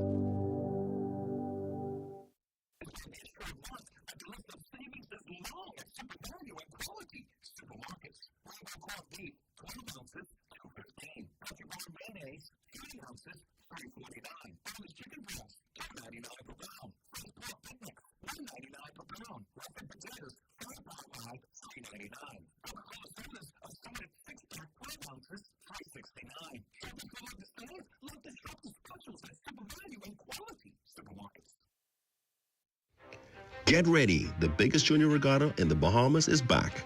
The Sedora Knolls National Junior Sailing Championship begins from February 20th to the 22nd at Montague Foreshore, featuring the very best in junior sailing, with clubs competing in Sunfish, Opti, Laser, and E-Class races. And that's not all. Youth talent will be on full display with performances from school pop bands and a special rusher from the winners of the Junior Junkanoo Parade. And it goes without saying, there'll be plenty of delicious bathing food and fun activities for kids of all ages on site. So mark those calendars. You won't want to miss this. We are here in the time of need. There's no discrimination. The mission is to relieve the suffering. We volunteer, we deliver care. With donors and partners, we're always here to turn compassion into action. Protecting life and health with our training throughout the years. We empower to heal the world. There is hope, assistance with disasters. There is shelter and love for our people. We can work together to help those in need. So volunteer with us and donate to show you care. There is hope, assistance with disasters. There is shelter and love for our people. We can work together to help those in need. So volunteer with us and donate to show you care. Together, let's build a more resilient Bahamas. Community farming for food security. Climate programs suited for our island country. Together, let's build a more resilient Bahamas. This message brought to you by the Bahamas Red Cross Society in conjunction with the Broadcasting Corporation of the Bahamas.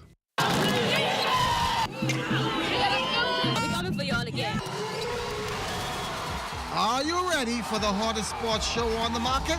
It's called The Timeout, Sundays on the ZNS television network. In our first show, 4 decades of sports in the country.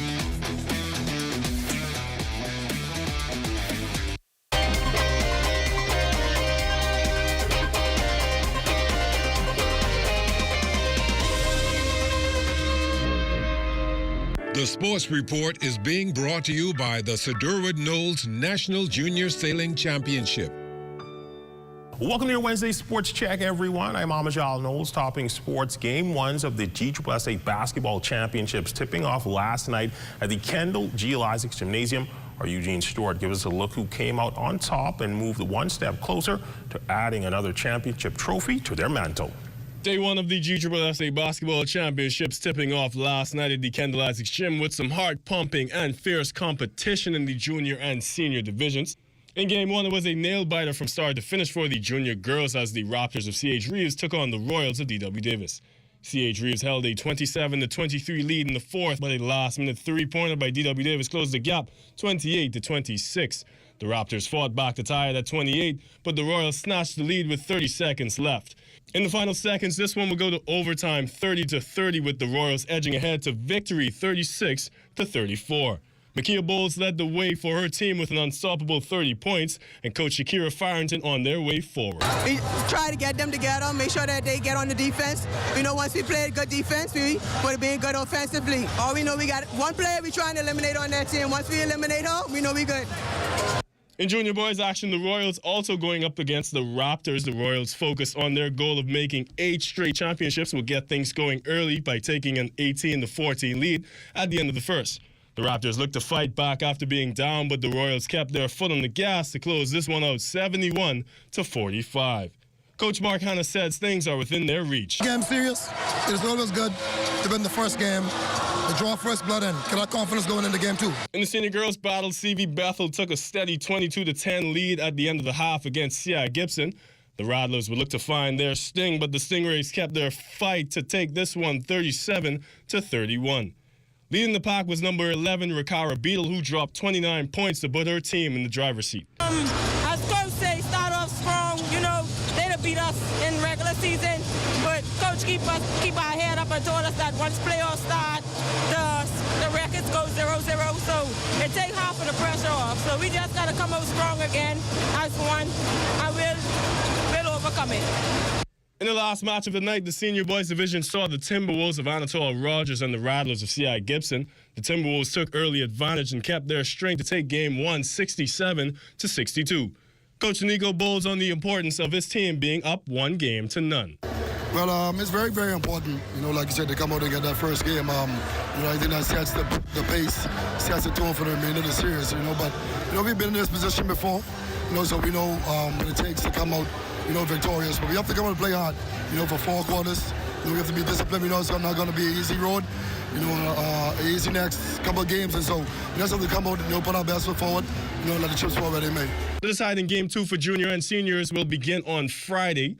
Reporting for ZNS Total Sports, I'm Eugene Stewart. That's one look at your sports on this Wednesday. Check on weather when we return.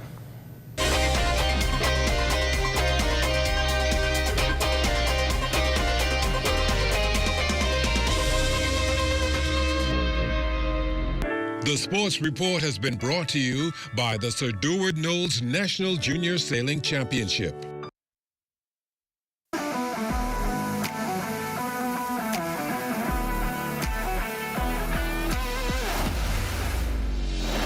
Bahamas Striping Group of Companies, we have been in Exuma now for the past 4 years, carrying out our paving program. A part of our company's philosophy is to do some work to international standards. So when you look at our paving division, we have a state-of-the-art lab to do all of our testing in-house, as well as a state-of-the-art asphalt plant with a trained technician carrying out the work on that site. The overarching goal of our company is to produce the work that we're doing in the entire Bahamas to international standards. We also make a difference by the training of our staff. We have a very intensive training program going on to where we are teaching young men how to learn the art of striping. Being a young man myself, I've made mistakes in the past. I was given a second chance to better my life, and it's only fitting that we pass that along. What's important for us is giving them a second chance for them to get a skill and a career that could take them further in life.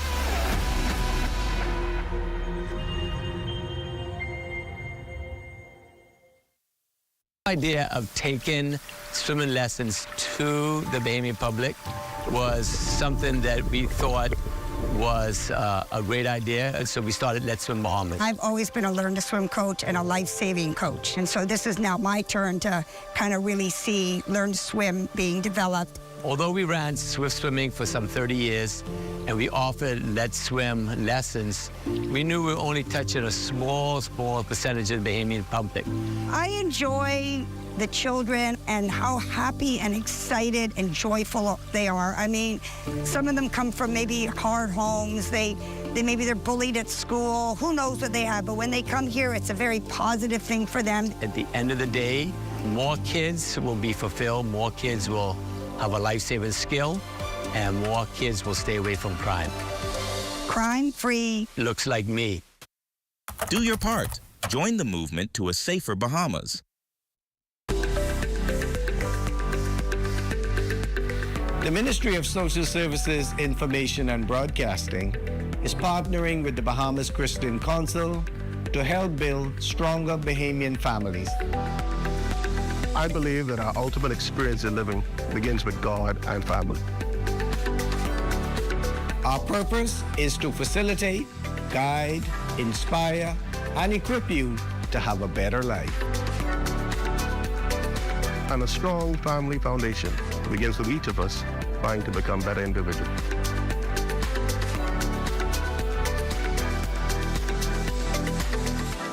Let's unite for a stronger Bahamas.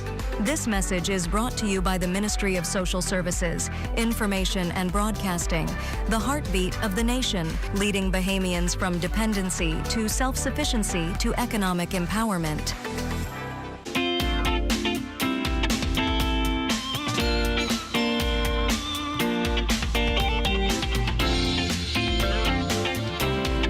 It's time now for your Access Weather Forecast. Another warm and humid day around the islands, but a cool down is underway. We expect a cold front to move into the northwest Bahamas around Monday, and that should bring in some nice change in our temperatures. And then come Friday of next week, there will be yet a second cold front that will come in. That one will stall back up over the northwest Bahamas, bringing with it some soggy conditions as well. So we're looking for some rain showers as we head into next weekend.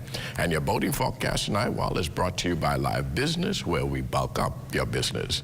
In the northwestern and central parts of our country tonight, right through Thursday, those winds are going to be out of the southeast at 12 to 18 knots, so we have seen an increase in our winds, so caution flags are in place for boaters, both in the northwest and central islands. Wave heights 3 to 6 feet. High tide will take place at 7:55 this evening, with another high tide at 8:16 tomorrow morning. Now for the southeast Bahamas tonight and Thursday, the winds will also be out of the southeast, but just a little stronger at 15 to 20 knots. The wave heights on the choppy side, 4 to 7 feet over the ocean. So caution flags are also in place for the southeast Bahamas through Thursday. And then as we take you into Friday, we will see those winds becoming easterly. That's what we call a zonal flow at 10 to 15 knots. So there will be a decrease in the winds on Friday. Wave heights subsiding to the 4 feet. So we will drop the caution flag for the northwest Bahamas on Friday. Now your high tide, that will take place at 8:53 in the morning, with a low tide at 3:14 in the afternoon. In the central islands, also a slight reduction there. Easterly winds 12 to 18 knots, wave heights 3 to 6 feet, but not good enough to drop the caution flag. So we'll keep that in place for the central Bahamas on Friday. And for the southeast Bahamas, easterly winds, speeds unchanged at 15 to 20 knots. And those wave heights, they're holding at 4 to 7 feet, so the caution flag extends into the southeast Bahamas on Friday. That's going to do it for your boating forecast. It's time now for your international temperatures, and they're brought to you by Royal Star Assurance. And how things are better now than it was before. I didn't understand what they meant back then. I'm a little older now. I think I comprehend when they say age ain't nothing but a number. You're just as old as you feel. Even though I move a little slower, everything I do is twice as sweet, just like wine. All the time, champagne, my name, caviar, from afar, candy, brandy.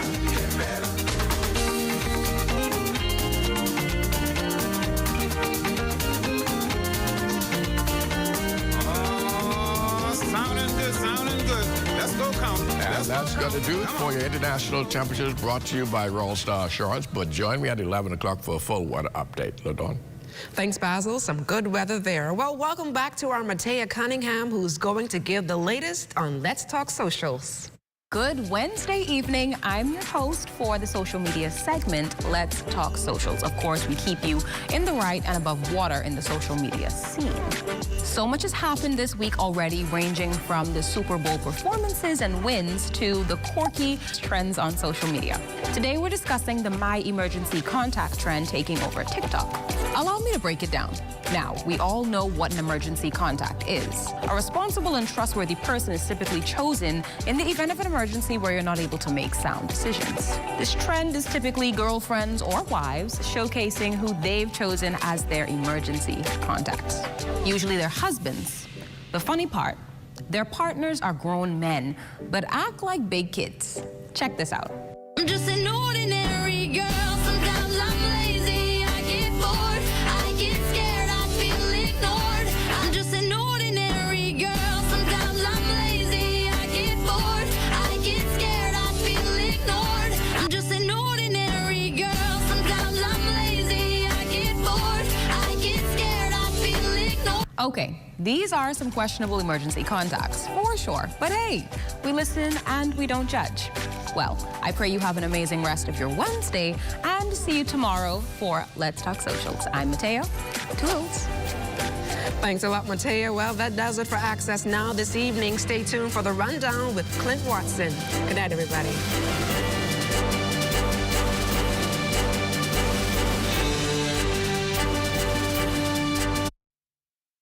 It's a joy, to help someone who is in need, I'm proud to know that we are able to accommodate them with a hot meal, fresh meal, and a well-balanced meal. A lot of our clients, as you know, it's in the inner city and persons who really improve and so much have lost their job. And for whatever reason, 2 months, 3 months, they really don't have anything. You have to have some kind of kindness to do this.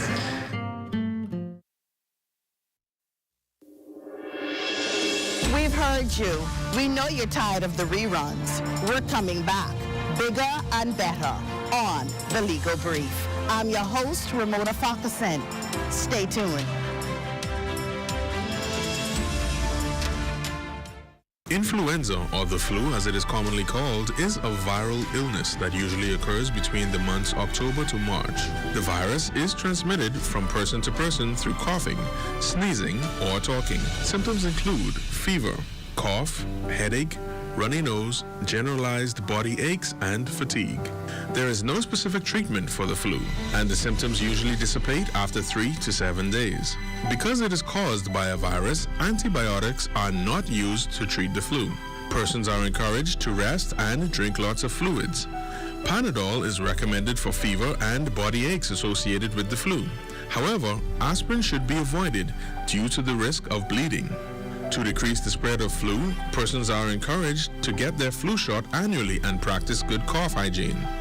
Additional information can be provided by your community clinic or the Health Education Division at the Ministry of Health. This message is brought to you by the Ministry of Health in partnership with the Public Hospitals Authority.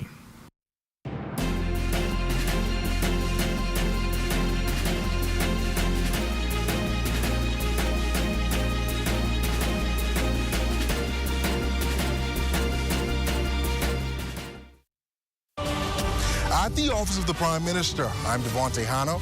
This is ZNS.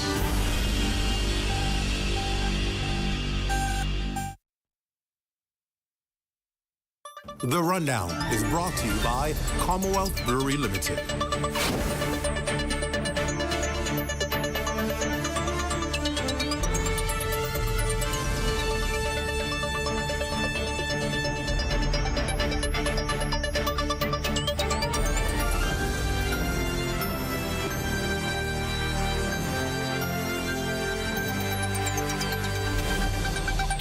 Good evening, everyone, and welcome to the show. It's great to have you with us for another evening. Well, despite a glowing picture from tourism officials about the record number of visitors to the country last year, well, Opposition leader Michael Pintar continues to urge that more be done to increase stopover arrivals, which he says are disproportionately outplaced by cruise ship visitors. Now, he spoke to reporters outside the House of Assembly this morning, where again he called on the government to develop a national strategic plan to grow the number of stopover visitors, which he contends needs to be a priority. We welcome any increase in numbers for cruise visitors because any dollar spent is valuable. We don't want to make the mistake of substituting stopover visitors who suddenly become, or over time become, cruise visitors, and that is essentially what has happened. And you look at what has happened in terms of the amount of persons who are coming here from Florida as stopover visitors, and that number having become stagnant, whereas the number of cruise visitors have increased. So we stand by our comments. Hi. Okay, now you heard what he said. Now, well, this afternoon, Deputy Prime Minister and Tourism Minister Chester Cooper firing back at Mr. Pintar, dismissing his remarks as, quote, more political mischief. The DPM says he has invited Mr. Pintar on at least 3 occasions to come and be briefed on tourism and visitor arrivals, but he has constantly been a no-show. I have said on numerous occasions that in order to truly advance growth in stopovers, we need more rooms. We're limited in room capacity. Maybe the leader of the opposition can go and invest in some hotels and encourage others if he wishes to be helpful. But I think the government is doing its part. We've attracted more than $10 billion of investments. A lot of it is in the touristic space. So you can tell by that, there's a little annoyance there from the Deputy Prime Minister, right? Because the reality is, why are we politicking with this issue? First of all, you're speaking as an opposition leader like you have facts, when we're being told you've never showed up for the briefing. So where are you exactly getting your information from to say this is an issue? And we know what the issue is. It's always been that issue. It was that issue when you were in government. It was that issue when the previous administration before you was in government. The issue is we don't have enough rooms. And so you cannot say, let's grow stopovers. Where are they going to stay? Now, one thing positive has happened is we've gotten a lot more people offering, you know, Airbnbs. And so we have that portion growing, but we still need, if you're going to talk about volume, you're going to need resorts. And the reality is that don't happen overnight. So it's interesting that we hear these rhetorics being discussed and being used in the political match and football game going on. But the reality is we understand what the problem is. And it takes years to develop the kind of inventory that's necessary to see the kind of growth. And I wonder when we will stop the political rhetoric and the games, because we understand what has to happen to see it grow. It's happened, but time immemorial, consecutive administrations, it takes time. And so rather than using that as a measuring tool to say failure in tourism, let's celebrate what is working. The fact is, every year the numbers are growing. We would like them to grow in stopovers because that's where the spend is, right? We'd like that's where more spend is, I should say, in the stopovers. But the reality is, where are they going to stop over? Coming to your house? Where are they going to live? They come into your event, and so it has to be planned out. And when it's planned out properly, then we can see it. I mean, think about it. If Mr. Pintar were to be elected and become Prime Minister next year, he's going to be facing the same issue. People are going to then say, well, Mr. Pintar, you're growing in numbers, but no stopovers. And what is he going to defend? He's going to say the same thing GPM is saying. We have no place to put them.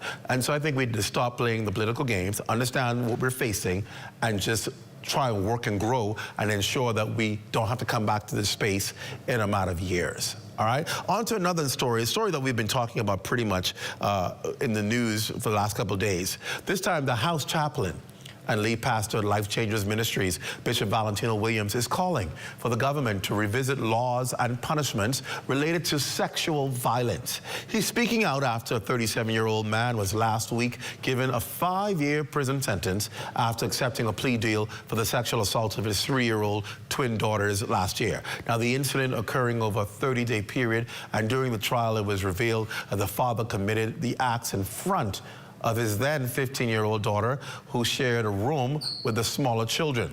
Bishop Williams stands with those who believe that man should have received a harsher sentence. I also feel In addition to the harsher penalty, he also needs some level of psychiatric treatment. He needs counseling, because clearly there are some dysfunctions with him and, of course, within that particular family. The chaplain is very correct. We've been saying it on this show, that when you have mental illness allegedly being involved, it's serious consequences.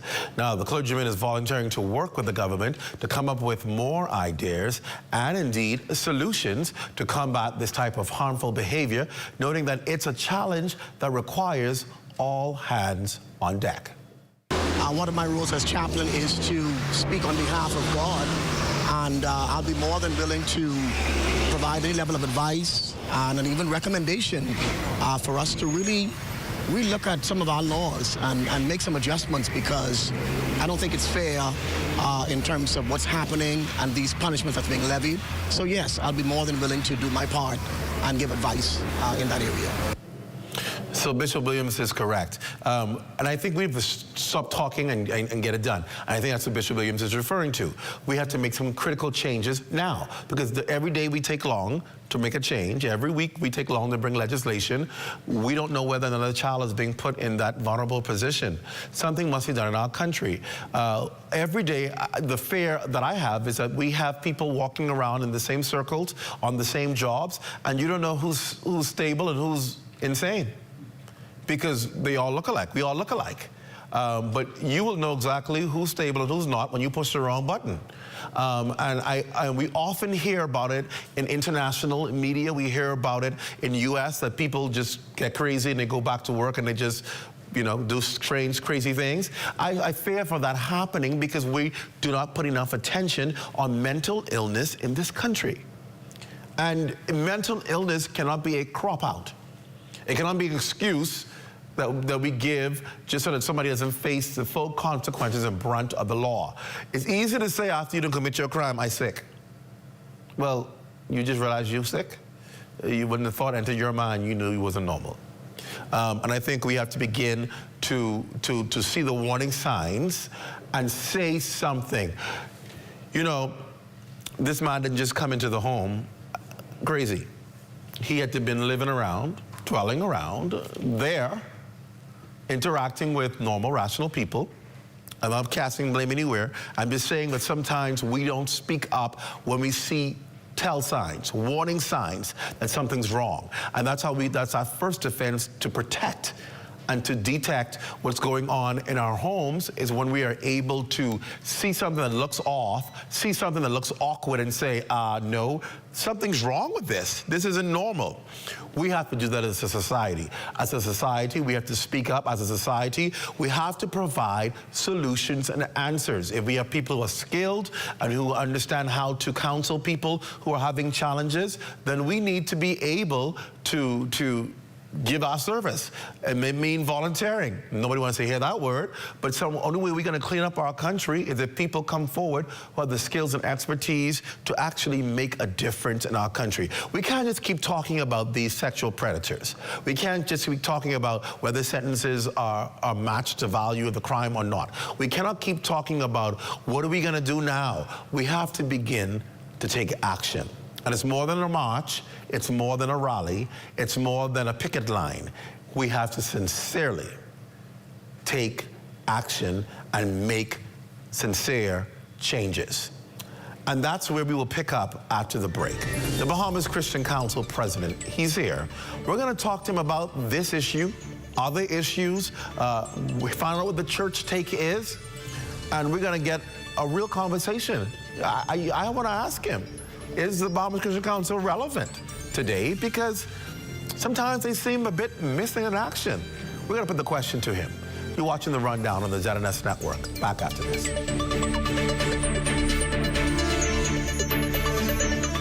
We're here at the Nassau Village Community Center project, where over the past 17 months, we've hired over 20 Bahamian subcontractors to bring this beautiful project to fruition.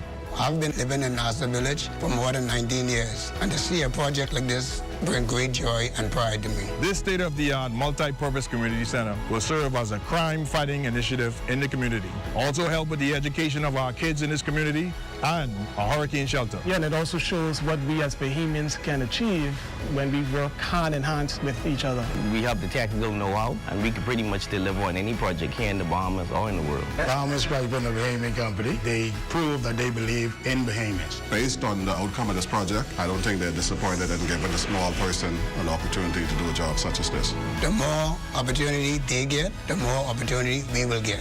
If you look around and see the work done so far, it just shows what we as Bahamians can do.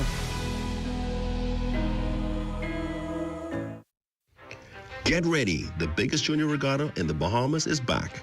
The Sedora Knolls National Junior Sailing Championship begins from February 20th to the 22nd at Montague Foreshore, featuring the very best in junior sailing, with clubs competing in Sunfish, Opti, Laser, and E-Class races. And that's not all.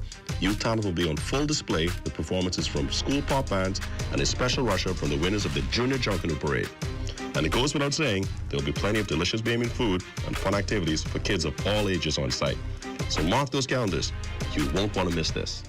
In 2023, over 9 million visitors came to the Bahamas, the region's leading tourism destination. That's why tourism is everyone's business. Paradise is not only found in Nassau, but throughout our 16 island destinations. That's why tourism is everyone's business. Over 400,000 Bahamians depend on our tourism-driven economy. That is why tourism is everyone's business. It's the passing on of our traditions and our cultural heritage to the next generation. That's why tourism is everyone's business. Tourism is everyone's business. From the straw we plant, to exploring our Bahama blues, to experiencing the greatest show on earth. No matter who you are, we all have a part to play in our tourism industry.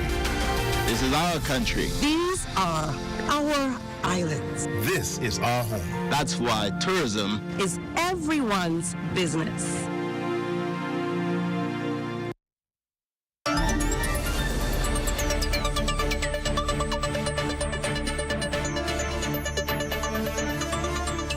Welcome back to The Rundown. A special good night to all of you joining us in the Lions Den on Facebook. I see you. And those of you who are on YouTube watching as well, welcome. And if you're watching on various platforms, those in Turks and Caicos Islands, on Flow and Digicel, and those of you Cable Bahamas and Flow here in the Bahamas, in Nassau, or wherever you're watching, welcome to The Rundown. Good to have you. Well, with the first month already gone in 2025, and a number of stories affecting children making headlines, the Bahamas Christian Council is very concerned about the protection of children, particularly in recent times. It tops the list of several concerns, and that's where we begin our discussion tonight with the president of the council, Bishop Delton Fernander. Sir, welcome to the show. Good to have you with us in The Rundown. Good to be here.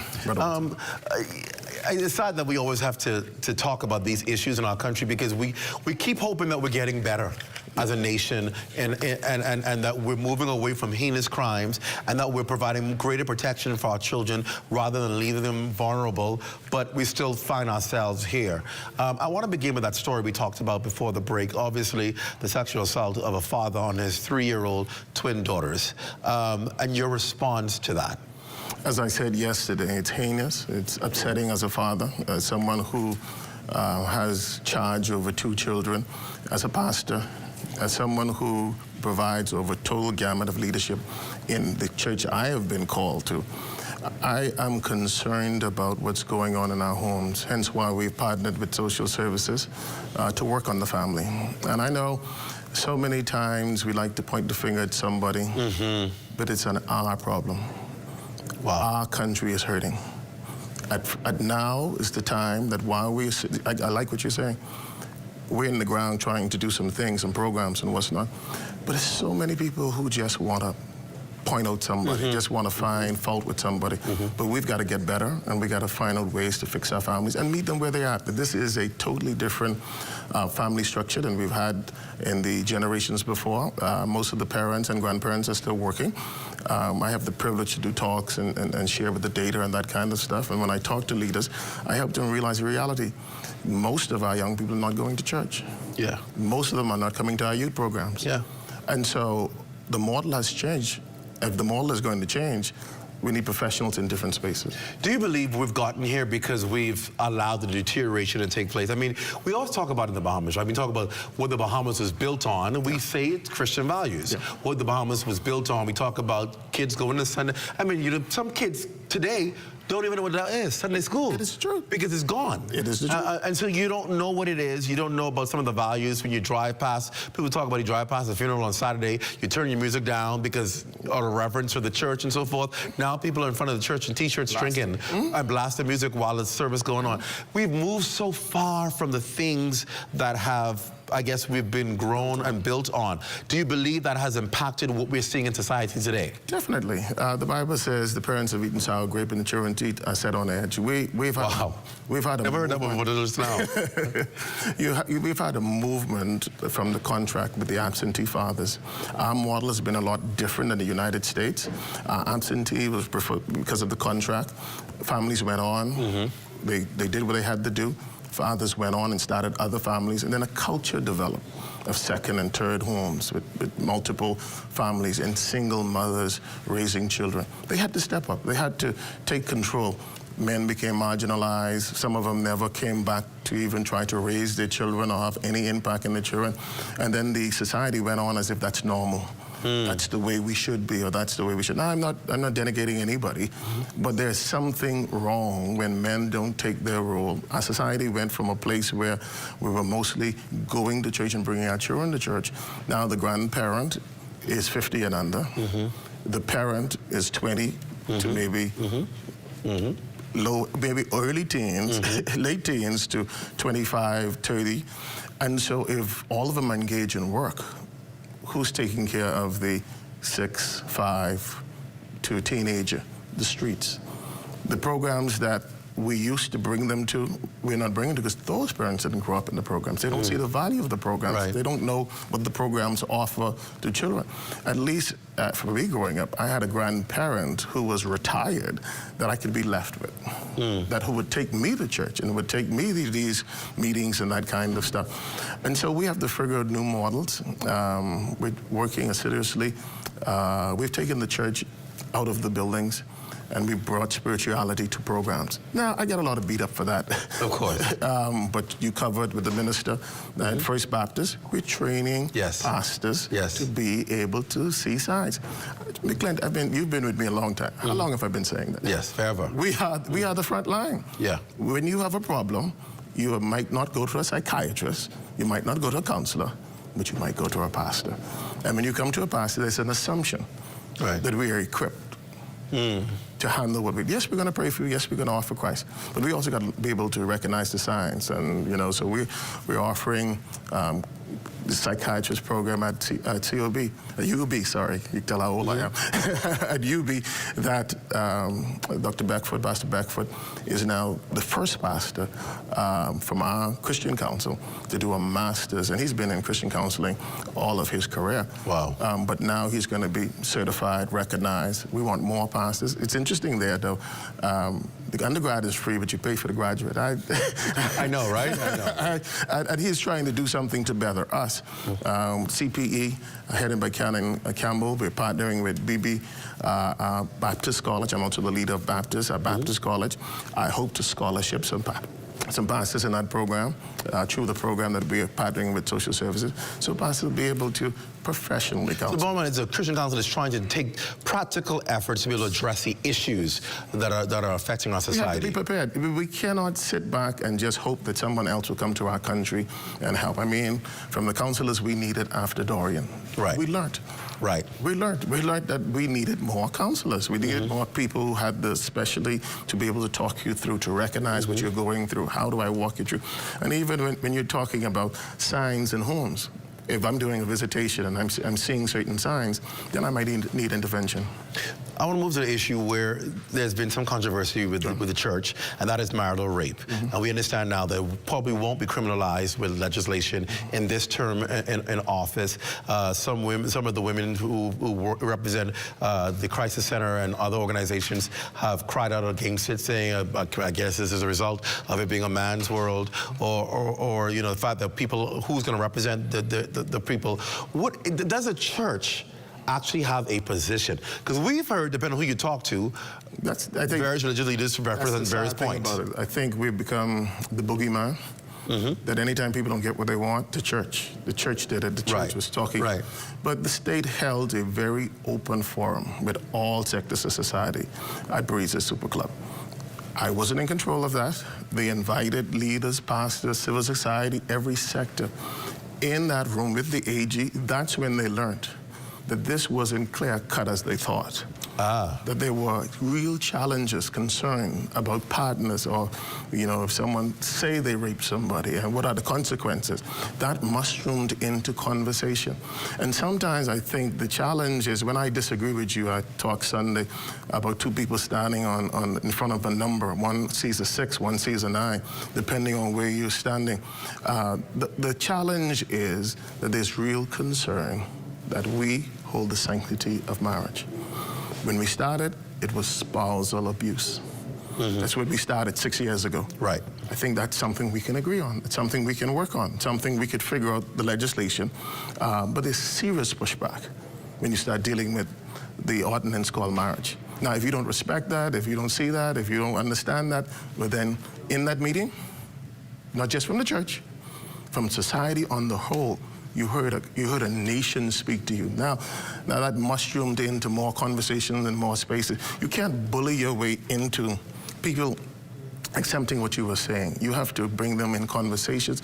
And I really believe with the right legal team, you could find a way to fix the problem. As it stands now, does the church support criminalizing marital rape? The church, as I said, in the room we had divided, like you said, we had divided. So the division still remains? Yes, it was televised. You said the division was televised. And so there's no mistaking, and you could try overspeak all you want, but not you. You know what I mean? Right, right. You could try saying, listen, the church, X, Y, Z, and some voices you get, some voices who could bam, bam, bam. But then you'll have some other ones who will say clearly, we have some concerns. And then we have lawyers within the gamut of the legal field having former chief justices, so they're having differences of opinion. And so we're saying that it needs to be worked out for the betterment for everybody. So because we do not want spouses being abused or raped. Do you believe that was the right decision to not move forward hastily, but to hold off until there's clarity? It's a state decision. I believe more conversation needs to be had. You believe more conversation needs to happen? Yeah. Now, I know people say we talk things to death. But if you have no agreement in your society, what are you doing? What are you doing? The legislation is supposed to protect the people. We're going to protect. We got to go after legislation, make it work for what we're trying to fix. What's the malady we're trying to fix? Spousal abuse and rape. That's where we started. My point being is, if we're concerned about a language, let the professionals go to work and give us options. Your way can't be the only way, because I see a 6 and you see a 9. Right. Good point. I want to talk about, we've had recent cases of attempted suicide by young people. What are we missing, Bishop? Why are young people believing that an alternative to a solution is to take their lives? It goes back to that preparation. Professionals tell us a myriad of problems. It could be bullying in the school. It could be bullying, cyberbullying. It could be a feeling that you're inadequate, you can't make the grade, people are talking to you in harsh manner. Each situation is different, but it ends in a sense of, I'm not important, I don't have self-value. That's cutting, that's suicide, that's removing myself out. And like we're saying, if we get better trained, we could recognize the sign. You know, somebody who used to keep themselves well-dressed, like yourself, who used to keep yourself, you know, now you're not concerned, you're not bathing on time. These are signs that we, as a family, as a village, have to pay attention to and be intentional. Be intentional that sometimes you have to bring someone in to speak under the camouflage, that you see something going on and you say, oh, I'm inviting Tommy to have dinner with us and just have a conversation with your child. I want to ask you, do you believe the church is living up to its responsibility? Okay. I do. I get this question in various forms.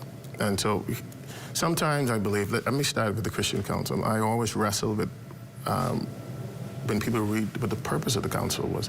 We were never intended to fight government or arm wrestle or talk about this or talk about that. We were created as a space for government to speak to us. The state created us. The churches didn't. The state, yes, this is a whole conversation we can have another space. The state created the Christian Council's Act of Parliament. Oh, wow. What was it for? So that they don't have to do what they're doing now. You speak to everybody, what's your opinion? What's your opinion? What's your opinion? You get all of the church leaders in one space. So this was created by government? Yes, it was. It was.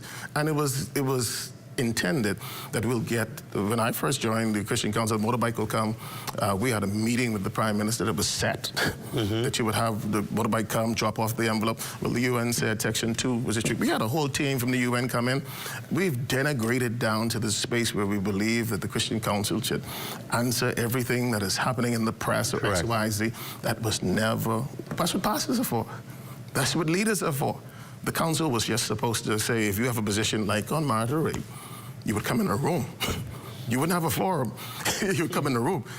When we did gambling, you would come in the room. You would hear our position. Now, if you choose to take it out of the room, well, we will express that to the press, that this is what we said to the state. We produce white people, Bishop Gobers produced the white people that changed the whole dynamics of the Bahamas. So this is an organization that has always had a position that was done mostly to the state, that we present those positions on matters, Sunday show. Now, the church proper.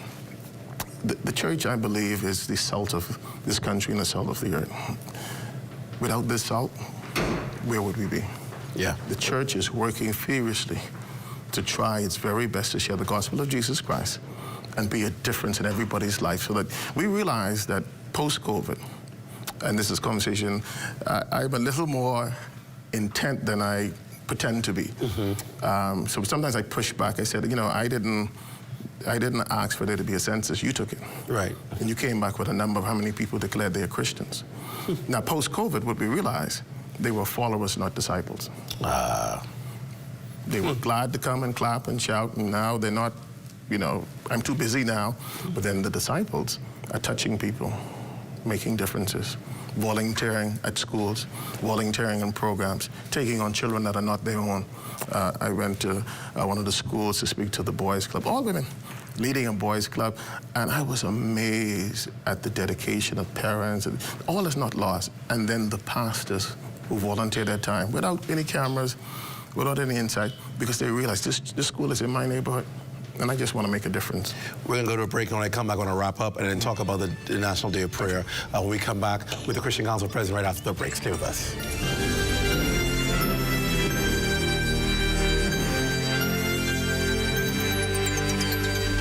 Hi, I'm Kizzy Hanna, and I am the CEO of Nail Envy Salon Studio and Nail Envy Academy. My business offers education for beginner level, intermediate, and advanced level nail classes for those persons who would like to become nail technicians, and continue that education for those persons that are in the professional atmosphere already. So our curriculum has already been vetted and approved by the National Accreditation and Equivalency Council of the Bahamas. What distinguishes Nail Envy Academy from the competitors, we are really focused on relaying our information in a proper and conducive environment, making sure that our students are getting that one-on-one attention that is needed to be able to send them out into the field and be able to be successful in their occupation. I am so passionate about what I do because I want young women to know that not everyone has to have tertiary education. You can throw your whole self at something and bring a difference to your industry. For more information about the Creative Entrepreneurs Initiative and the Crafting the Bahamas workshops, email info@sbdcbahamas.com or call us at 461-7232. Is the Little Caesars Stuffed Crust Pizza. Get more pizza for less money. Only $12. It's a whole new level of pizza with cheese stuffed crust so spectacular that there's nothing left. Pizza. A delicious pepperoni pizza with the crust stuffed with lots of cheese and brushed with butter and garlic flavor and sprinkled with Parmesan cheese. Hot and ready Thursday to Saturday between 4 and 8 for only $12. Simply irresistible. And only at Little Caesars. Pizza. The internet isn't just for surfing. There's a sea of shoppers buying online, and you can connect with them on Tingsy.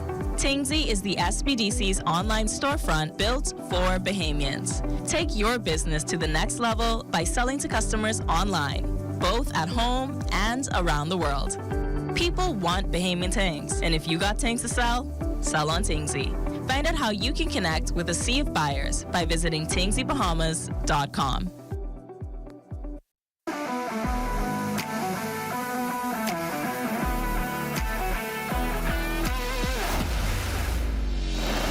Bahamas Striping Group of Companies, we have been in Exuma now for the past 4 years, carrying out our paving program. A part of our company's philosophy is to do some work to international standards. So when you look at our paving division, we have a state-of-the-art lab to do all of our testing in-house, as well as a state-of-the-art asphalt plant with a trained technician carrying out the work on that site. The overall action goal of our company is to produce the work that we're doing in the entire Bahamas to international standards. We also make a difference by the training of our staff. We have a very intensive training program going on to where we are teaching young men how to learn the art of striping. Being a young man myself, I've made mistakes in the past. I was given a second chance to better my life, and it's only fitting that we pass that along. What's important for us is giving them a second chance for them to get a skill and a career that could take them further in life.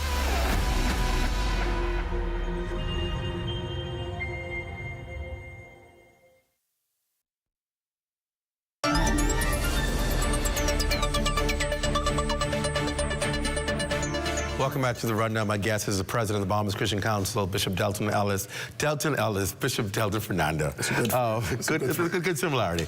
And we're talking about the church, and I wanted to go back to one of the issues we talked about earlier, which is proposed consequences for persons who commit these heinous crimes like rape, sexual assaults on children. What are some of the solutions that are consequences that can be proposed in updating our laws? As we go and look at different jurisdictions, one of the things that will probably be at the last end when we find that people are serial rapists and they cannot control themselves is medical castration. Medical castration? Yes. And what, I mean, I know castration is. The medical means that you're not able to use. You're not able to use it? Correct. So that can actually be considered? If you update your laws, you can't do it in the present context we have in our laws. But if we are saying that there's some people, I don't know the statistics, I get asked all the time about the list and what's not, but sitting on the crime council, I do know that there's some serial rapists.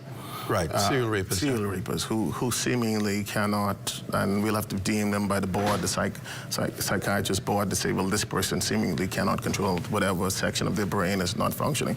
Well, then we'll have to, as in other jurisdictions, put an option on the table that means that if you can't control yourself, these injections must be given. I know castration, it seems to be the strong word, but once it's medically induced, it means that you won't have the function for whatever period of time, and then you'll have to come back in. Will we be the first in the region to do this? I don't think so. I might be wrong. I could think about a jurisdiction in my mind, but we'll have to look, have to spend time looking at the jurisdiction because Britain has already gone there. And if Britain has already gone there, some of the Caribbean colonies would have adjusted their laws to kind of meet the challenges of their time. Interesting. Medical castration. We'll see what happens and whether the Parliament is willing to push that through to make those amendments. Well, you see, my point being, sometimes we wait for Parliament, but we've got to come up with solutions as a country, and what's palatable for everybody. So someone might hear that, and I heard my people say, well, castrate. Well, one section of society says, oh, that's cruel and inhumane, X, Y, Z. Well, add medical to that word. And it's nothing cruel, nothing inhumane. It means just that you won't have the capacity to do what you're doing. Right. You can't be successful in doing it. Can't function. All right, all right. So as we wind up this section, I want to talk about, do you believe, what role do you believe the church should be playing in the country going forward? I think one of the things that we're learning in successive governments, that the church is a stable partner in building societies and communities. More and more, I think, in the things that we do well, we have to move out of our churches and be partners in the development of our country in ways that we've not traditionally been. And so I believe that the spaces and places, a lot of the gang intervention, your neighbors up there on the hill will run a gang intervention, gun violence program. Next week, that's the church, running a gang intervention program and helping us, the gun amnesty, the church brought that to the Commonwealth of the Bahamas. So other than just preaching the gospel, some of us are going to different jurisdictions, we're in different places, some of us are being prison trained and those kind of things. We need to tap into that skill set. And this word that most governments don't like to hear, grant writing. We're in the real world today. If we give you results, there should be grant money available because we're taking on responsibility that tithes and offering cannot cover. If we're giving you results, measurable results, that's what every jurisdiction does. If you say, listen, we want a youth program that meets this age group, bam, bam, bam. Stop thinking youth program as the church program. It's the country's program. It's the Grove program, and if it's all of these churches having outreach, I can think of Mount Pleasant Green. They need a grant. You can't have 60 boys being dealt with on a daily basis. And where's the funding just going to come from that church? Right. They're doing the community service. They're bringing. But will that not require a mindset change? Because people so like to say, oh, the church need no money. The church always want money. But who's going to do the work? It is the truth, because again, we want professionals. We don't just want people standing in the room, folding their arms. We need professionals. And guess what? Professionals want to be paid for their time. Yeah. And if they're going to give us the service that we want, like I said, it's measurable. We've got enough professionals that can go in and measure. We have grant writers and the like. If we can qualify for U.S. grants, why aren't we getting grants in the Commonwealth of Bahamas? Good point. Do you believe the relationship is strong between church and state? Do you believe there's room for improvement, or is it strong? There's room for improvement. As always, and this is not just one government, every government comes in with an open line. We're going to talk about the National Day of Prayer. I have to say on March 1st, it'll be a day of prayer, because I haven't gotten a response. So you can't say it national? I can't say it's not. I keep telling people, only the Prime Minister of the Commonwealth of Bahamas can give a proclamation, and we went through this before, that it's a National Day of Prayer. March 1st is right around the corner. And so all I can say is, Bahamas, we're going to do a day of prayer. And all through the Commonwealth of the Bahamas, we're going to ask you to cover your country. We want to do it before we agreed as leaders in the denomination that we'll do it before Lent, because everybody has what they do in Lent in their denomination. So the Saturday before Lent, I'm asking through the Lenten bread of the Commonwealth, pray for your nation. We'll give out prayer points like we usually do. And if the state declares it a National Day of Prayer, we'll go a little further. But right now, and that's what I'm saying. I mean, we've got to have a hotline. We've got to be able to speak to people when we need to speak to people. It's almost like, you know, sometimes in opposition, people will find you. Yeah.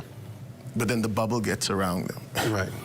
You can't reach them, they're unreachable, X, Y, Z. And I understand, but that's what you got an office for. And if we send something to your office, but like I said, everybody over time will realize that it's good to have a handshake. It's good to have relationship. It's good to be able to work together, because at the end of the day, it's our country. It's not your country, it's our country. Bishop, it's been a pleasure, and I'll definitely, again, we reiterate, March 3rd. March 1st. March 1st. Yes. National Day of Prayer. Please get involved. This is our country. This is something that you can all do to be a part. So don't sit back there and just talk about the country. Let's all participate. And here's a good way to do it, through praying.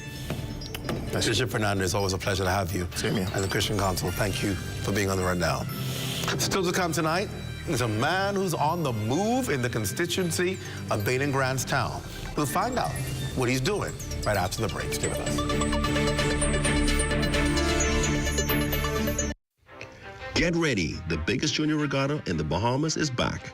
The Sedora Knolls National Junior Sailing Championship begins from February 20th to the 22nd at Montague Foreshore, featuring the very best in junior sailing, with clubs competing in Sunfish, Opti, Laser, and E-Class races. And that's not all. Youth talent will be on full display with performances from school pop bands and a special rusher from the winners of the Junior Junkanoo Parade. And it goes without saying, there'll be plenty of delicious gaming food and fun activities for kids of all ages on site. So mark those calendars. You won't want to miss this. The internet isn't just for surfing. There's a sea of shoppers buying online, and you can connect with them on Tingsy. Tingsy is the SBDC's online storefront built for Bahamians. Take your business to the next level by selling to customers online, both at home and around the world. People want Bahamian things, and if you got things to sell, sell on Tingsy. Find out how you can connect with a sea of buyers by visiting tingsybahamas.com. Hey, Josie. Hey, honey. You got no message for me yet? Can I tell you why I get no money? At least not yet. I get my money. Managers. Oh, and I done upload it. Hello, Miss Daisy. Your check is ready. Thanks.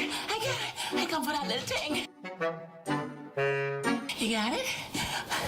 Money managers. Responsible lenders for responsible people.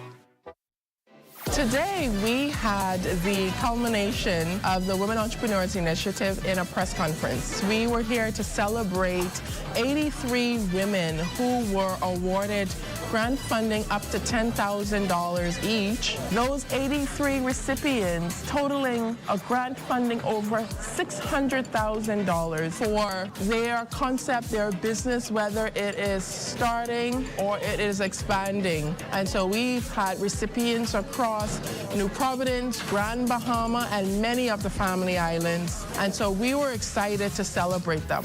We were honored to have members of our SBDC team, members of the board, particularly and most special honored guest, Mrs. Anne-Marie Davis, who made sure that it was a priority within her schedule to celebrate with us and all of the grant recipients here today. To learn more about the Women Entrepreneurs Initiative, visit our website or contact us at 461-7232. And remember, empowered women empower women.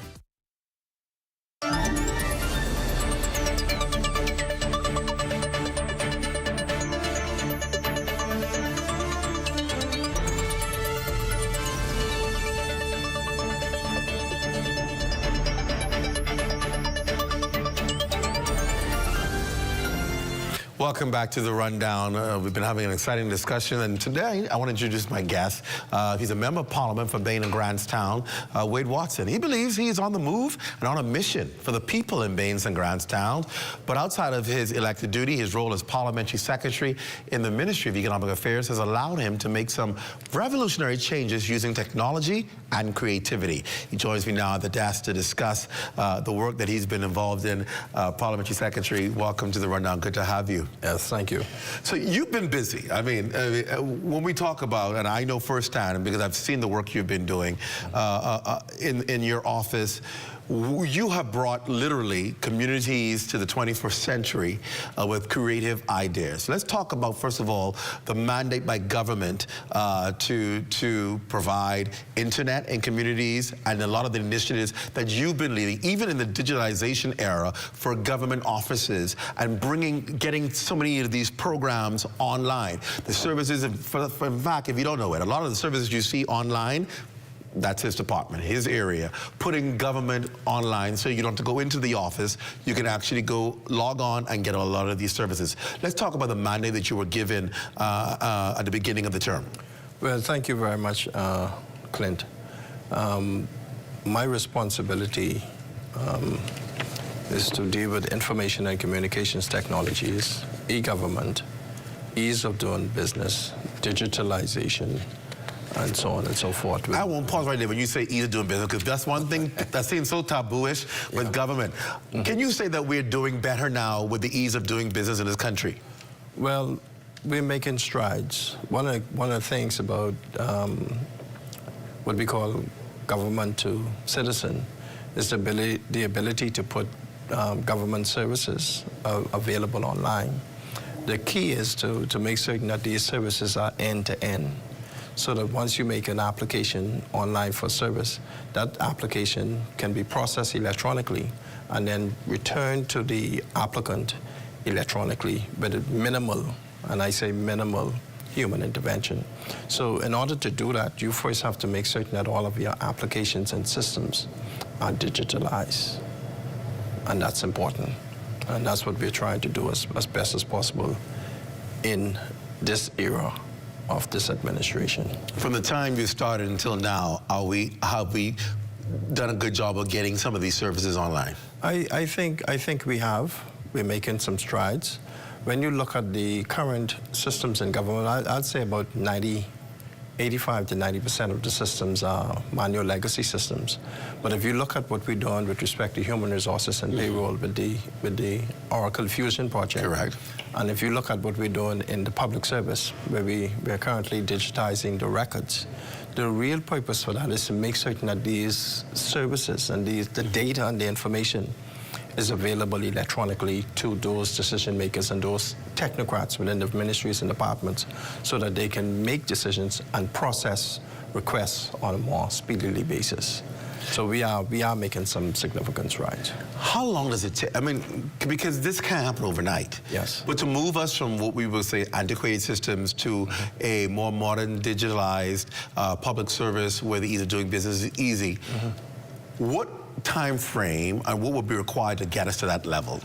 Well, the thing that is so important is you have to have a strategy. And that's very, very critical because you have disparate systems across any organizations and even within government. You have disparate systems. So you have different level of iterations as it relates to digitalization. So you have to put together a strategy, and I think we're working on identifying a vendor or a company that can facilitate the construction of a national strategy for ICT. Now, based on my experience, we have done that more than once, and we're looking forward to going into that direction again, but on a more concrete basis to make certain that we can put together a strategy under the Digital 700, under the Blueprint for Change, and move the country forward with respect to ICT, e-government, and digitalization. What would have been the biggest challenges to being able to digitalize government systems? You know, if I would say, I'd say human resources. Human resources. You know, Bahamians don't like change, and if you give them an opportunity to decide, they will stick with their current systems that are in place. But we made a bold decision. For instance, the human resources and payroll, we made a bold decision that we were going to implement the Oracle Fusion, which will be totally different, put some of the onus in the employees' hands, and then also give the government an opportunity to be able to do some things more efficiently within government. For instance, payroll and be able to update personal information from the consumer side. Before, there used to be J.D. Edwards for payroll, and then there used to be Masterpiece and for Global 2.0 for financial management. Right. But Oracle Fusion will now combine both. Right. So therefore, within that same box, if I could use that terminology, you have both systems running in parallel, and they can talk to one another without having to skip and come from one box to the next box. So those are very important advancements that we have made, and I applaud the government for moving in that direction. How committed is government in seeing the improvement of services in the public sector? Well, you know, we always talk it, and then when it's time when you say this is what really has to happen, and you have to commit the money toward it, then there's this pullback or this bureaucracy that makes it difficult to implement. You see, let me tell you, what I like to say is when you implement solutions, digital solutions, the CapEx or the cost up front may seem to be expensive or costly, but in the long run, you find that your recurrent expenditure will reduce. The production of that particular service will reduce because the efficiency of implementation of digitalization will cost the government. For instance, the processing of applications, the physical application, the amount of papers we use, and so on and so forth. But now we can just go online, make an application. We don't need to buy all those papers and, for application processing. You don't need to buy all of the hard copy resources in order to produce, for instance, police character certificate. That's one that's very important to me. So I can tell you, the Prime Minister, he is very concerned about the advancement of digitalization. He understands and he appreciates how important it is for us to move forward with digitalization. And I can tell you one key point for him is the National Digital EID. That's a point for him, and I can say we haven't made the stride that we wanted to make so far, but I'm hoping that we can get to a point where we can implement a National Digital EID. This National Digital EID, what would be the purpose of this, and what would it look like? Well, one use case. Currently, if you go to the bank will ask you for passport. Multiple, so national insurance or driver's license. Two IDs. Two IDs. Yes. Well, this gives us the ability to have what was known as the KYC, know your customer. So you don't need one ID. One ID, which is the National Digital ID, and all that will have all of the intricate data and the demographic data of the individual holding the card or presenting the ID itself, and therefore the systems will be able to reflect and relate to that particular national digital. And this ID only goes to citizens? Depends, because you still have non-residents. Correct. Who are residents who will require services either from the government. So their ID will tell you that. Yeah, It will say this is a permanent resident. Absolutely, it will indicate exactly the status of the individual. How far away from seeing that? That's a good question. I'm expecting for us to make a decision shortly with respect to who the company is. The vendor? Yeah, for the production of that particular solution. You know, so I don't want to give you a 6 months, 7 months, and then you hold me at it. I was about to ask you, on the national front, what was next for digitalization? Is it that? That's key. That's one of the key things. Is there others? Yeah, well, you know, we've been working with ZNS for the Bahamas News and Emergencies app.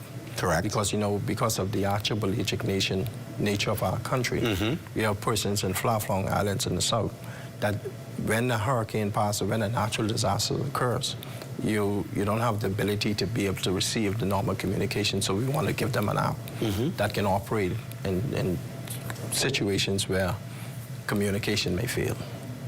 So that's one of the things that we're working on. You know about the Wi-Fi in the park. Correct. Well, we've been having some challenges with that, but that is so important as it relates to bridging the digital divide and making certain that persons have access to information and data electronically or via the internet. That's a big project for us. What are the challenges you've been having with that? Some of the equipment has been replaced or moved. Stolen? You said it so eloquently. Some of the equipment has been moved. Absolutely. So people have been stealing the equipment. Absolutely. We need to say that because see, folk don't understand. We ask for these things, and we say this is how we make our country better, and then y'all go steal the thing. Yeah. What you gonna do stealing this? What you gonna do with it? Well, you know, we're working with our service providers, internet service providers, Alive and BTC, to find a better means in order to That is so. mount. That got me upset right now. They're stealing the stuff in the park. Yeah, absolutely. That our kids are using to get on to do their homework and do all of this access for, and you're gonna steal. Oh Lord have mercy. Yeah. Okay, go ahead. But that's, you know, that's the nature of the business. So we just have to do a better job. Beaches and parks, we're looking at a program to implement what they call park wardens, which will help to mitigate some of those kind of challenges. But the service is there, the equipment was there or is there, and therefore persons within the immediate areas of the parks can gain access to the internet so that they can do their homework and things that are more studious for them. I want to turn now to Bain and Groundstown and the work you've been doing in your constituency. How is Bain and Groundstown? Bain and Groundstown is beautiful, beautiful. You know, that's my home first and foremost, I must say that. And what I did since 2016 when I began to campaign or canvass the constituency, I have had the opportunity to find out from individuals, from persons in the constituency, what is it that you would like to see Wade Watson do if given the opportunity to serve as your member of parliament. And from that, we developed what is called a 10-point focal plan. And every year so far, we've been able to run more than 32 programs. 32 programs you've been able to do a year? Every year, more than 32 programs. Wow.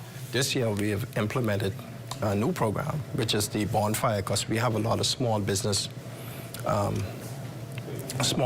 owners, and they don't know how to acquire government contracts. So next month, we're going to launch our bonfire initiative, which will give them the opportunity to gain their vendor ID or contractor's ID, teach them how to log into the bonfire app and how to bid on contracts so that they can have gainful. And that's anybody in the community?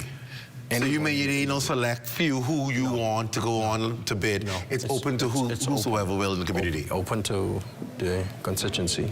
I've been doing a lot of work because I believe representation just requires that you be there for persons, you be accessible to your constituents, you do the things that they need you to do. Sometimes the resources are limited, but I want to thank my colleagues publicly If there's an issue with respect to potholes in the road, I can call the Minister of Works. If there's an issue with respect to social services and the needs of some of my single mothers or seniors, I can call Minister LaRoda, and so on and so forth. So, you know, I've been asking every MP who's come on my show, if you were to walk into your constituency today, will they park you with a rock, or will they say, hey, MP, good to have you, good to see you? There will be a roadblock when I come through the constituency. A roadblock? Absolutely. And that happens on a very, very... So you could easily show up in your constituency? You ain't ducking? No, I'm in my constituency every day. Every day. Every day, God send that I am on this island. I am in my constituency. And I'm working along with the persons. I'm hailing and visiting persons and trying to assist as best as possible. I meet with my constituents every Tuesday at 4 p.m. Every Tuesday? Every Tuesday. I learned that from Bradley Roberts and Dr. Bernard Knowledge. You've had the veterans in your constituency? Yeah, I've learned that. And so that's some of the key things that you want to take away. And I meet with my constituents to find out what are some of your challenges, what are some of your needs. And then I work towards those needs as I leave the meetings that evening. But since I've been meeting with my constituents on Tuesdays, I've met with more than 1,800 persons. More than 1,800? In my office on a weekly basis since 2021. Wow. I attend funerals, right? Because you don't only want to present yourself to persons when it's time for election. When they are at their weakest point, you want to be there for your constituents. So I may not be able to pay for a funeral, but I can make a contribution, and I will be there to the funeral to support them in time of need. Those are some of the things that we do. We have a Bain and Grandstand pastoral program, and I believe it's so important to involve the deity to make certain that we have a partnership between the politician and the church. And that has been very, very effective. Our breakfast program is, I mean, you know, people come running because they know we serving good breakfast. We're doing a lot of things in Bain and Grandstand, and it's not for show.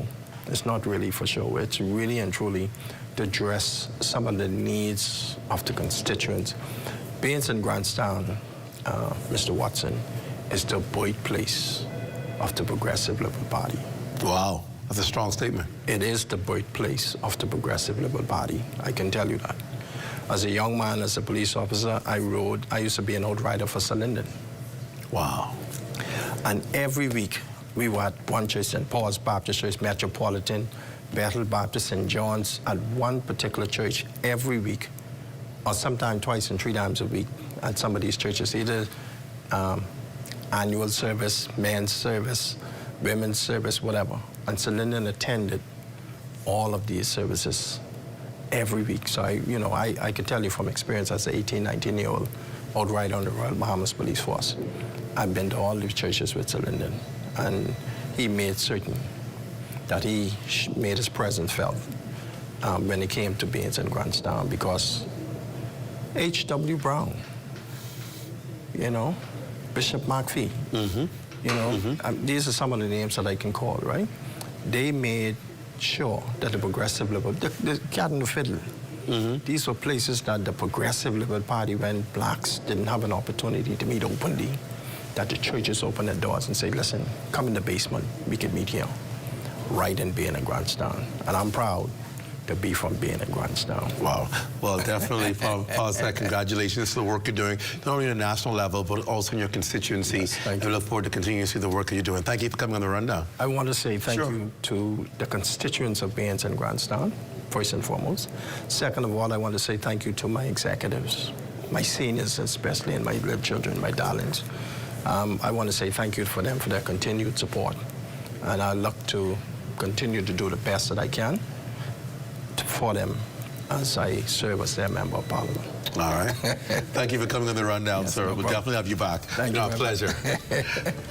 And that does it for us in the rundown. Be sure, remember, make sure that you continue to stay locked into the ZNS network for the last newscast of the evening. It happens only right here on the ZNS network at 11 o'clock with Royston Jones. He's right over there. He's already in the building, getting ready for the 11 o'clock news. It is your last news for news and information in the country. For all of us here at ZNS News, I'm Clint Watson. Thanks so much for joining us. Have a great night, everyone.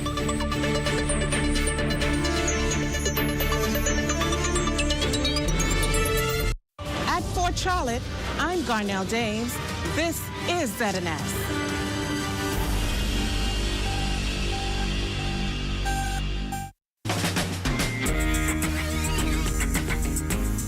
You and Your Money is brought to you by the Deposit Insurance Corporation, The Paint Place, and Leno.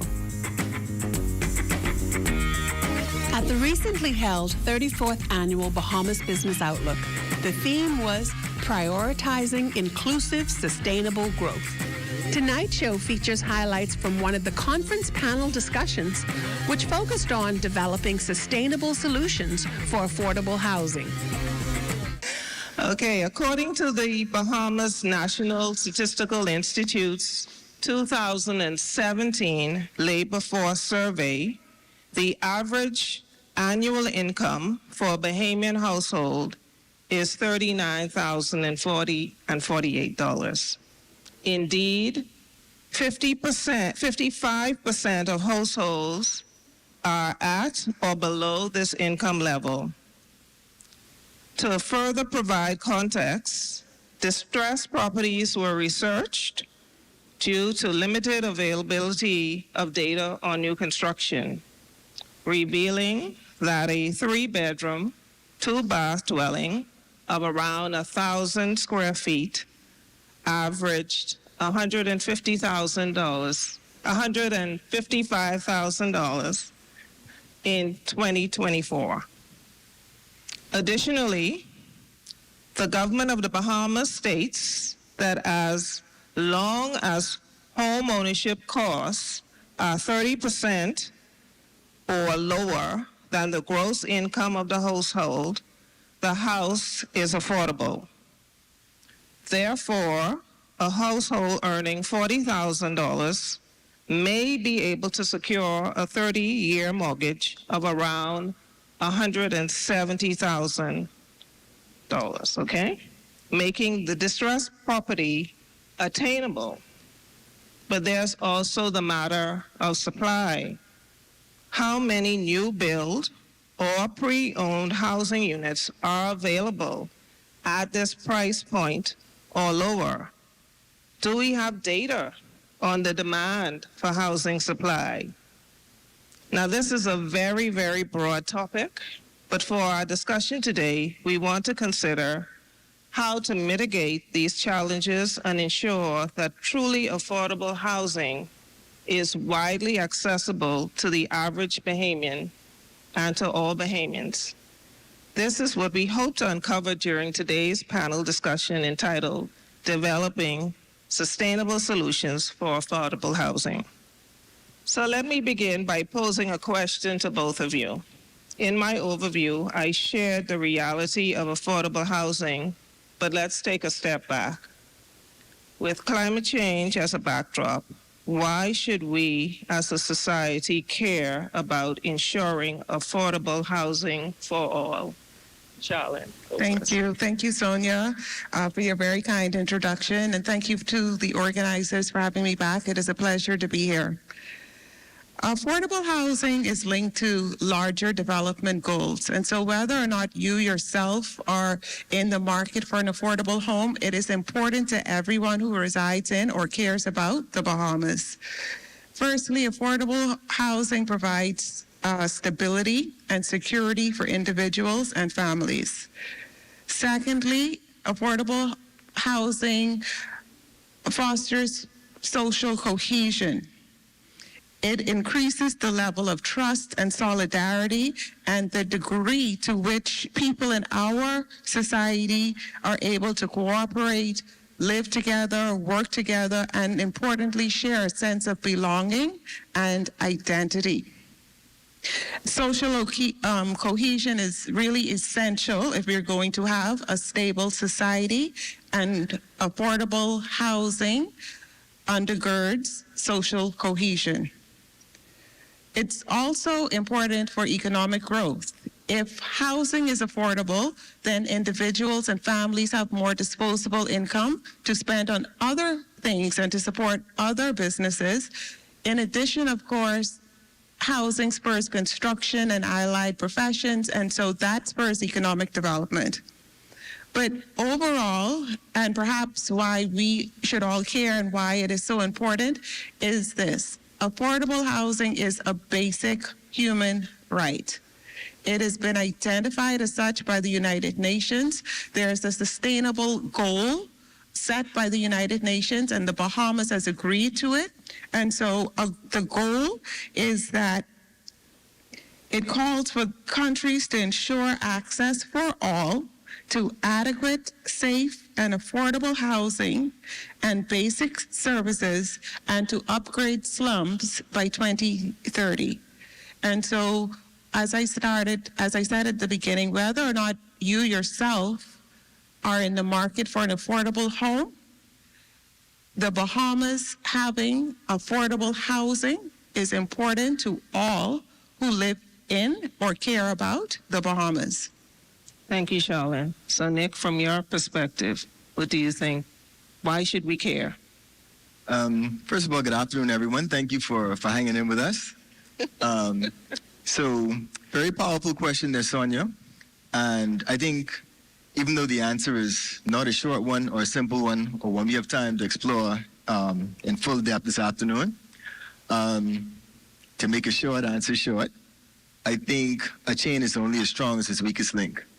So first of all, to give it some context, the matter of the affordable housing shortage is not just a shortage, it's actually a crisis, and it's a global crisis at this stage. So it's a phenomenon that's not just unique to the Bahamas, it's actually across the world. And, Habitat for Humanity has, of course, done many studies, and they've shown that for parents who are unable to afford stable, healthy housing, their levels of psychological stress is higher. For the adolescents in their homes, the level of academic performance in schools is lower. And for children who are transient and moving frequently, they've exhibited a lot of emotional and behavioral issues. And on the flip side of that, persons who have access to affordable, healthy, stable housing have cited greater feelings of stability, safety,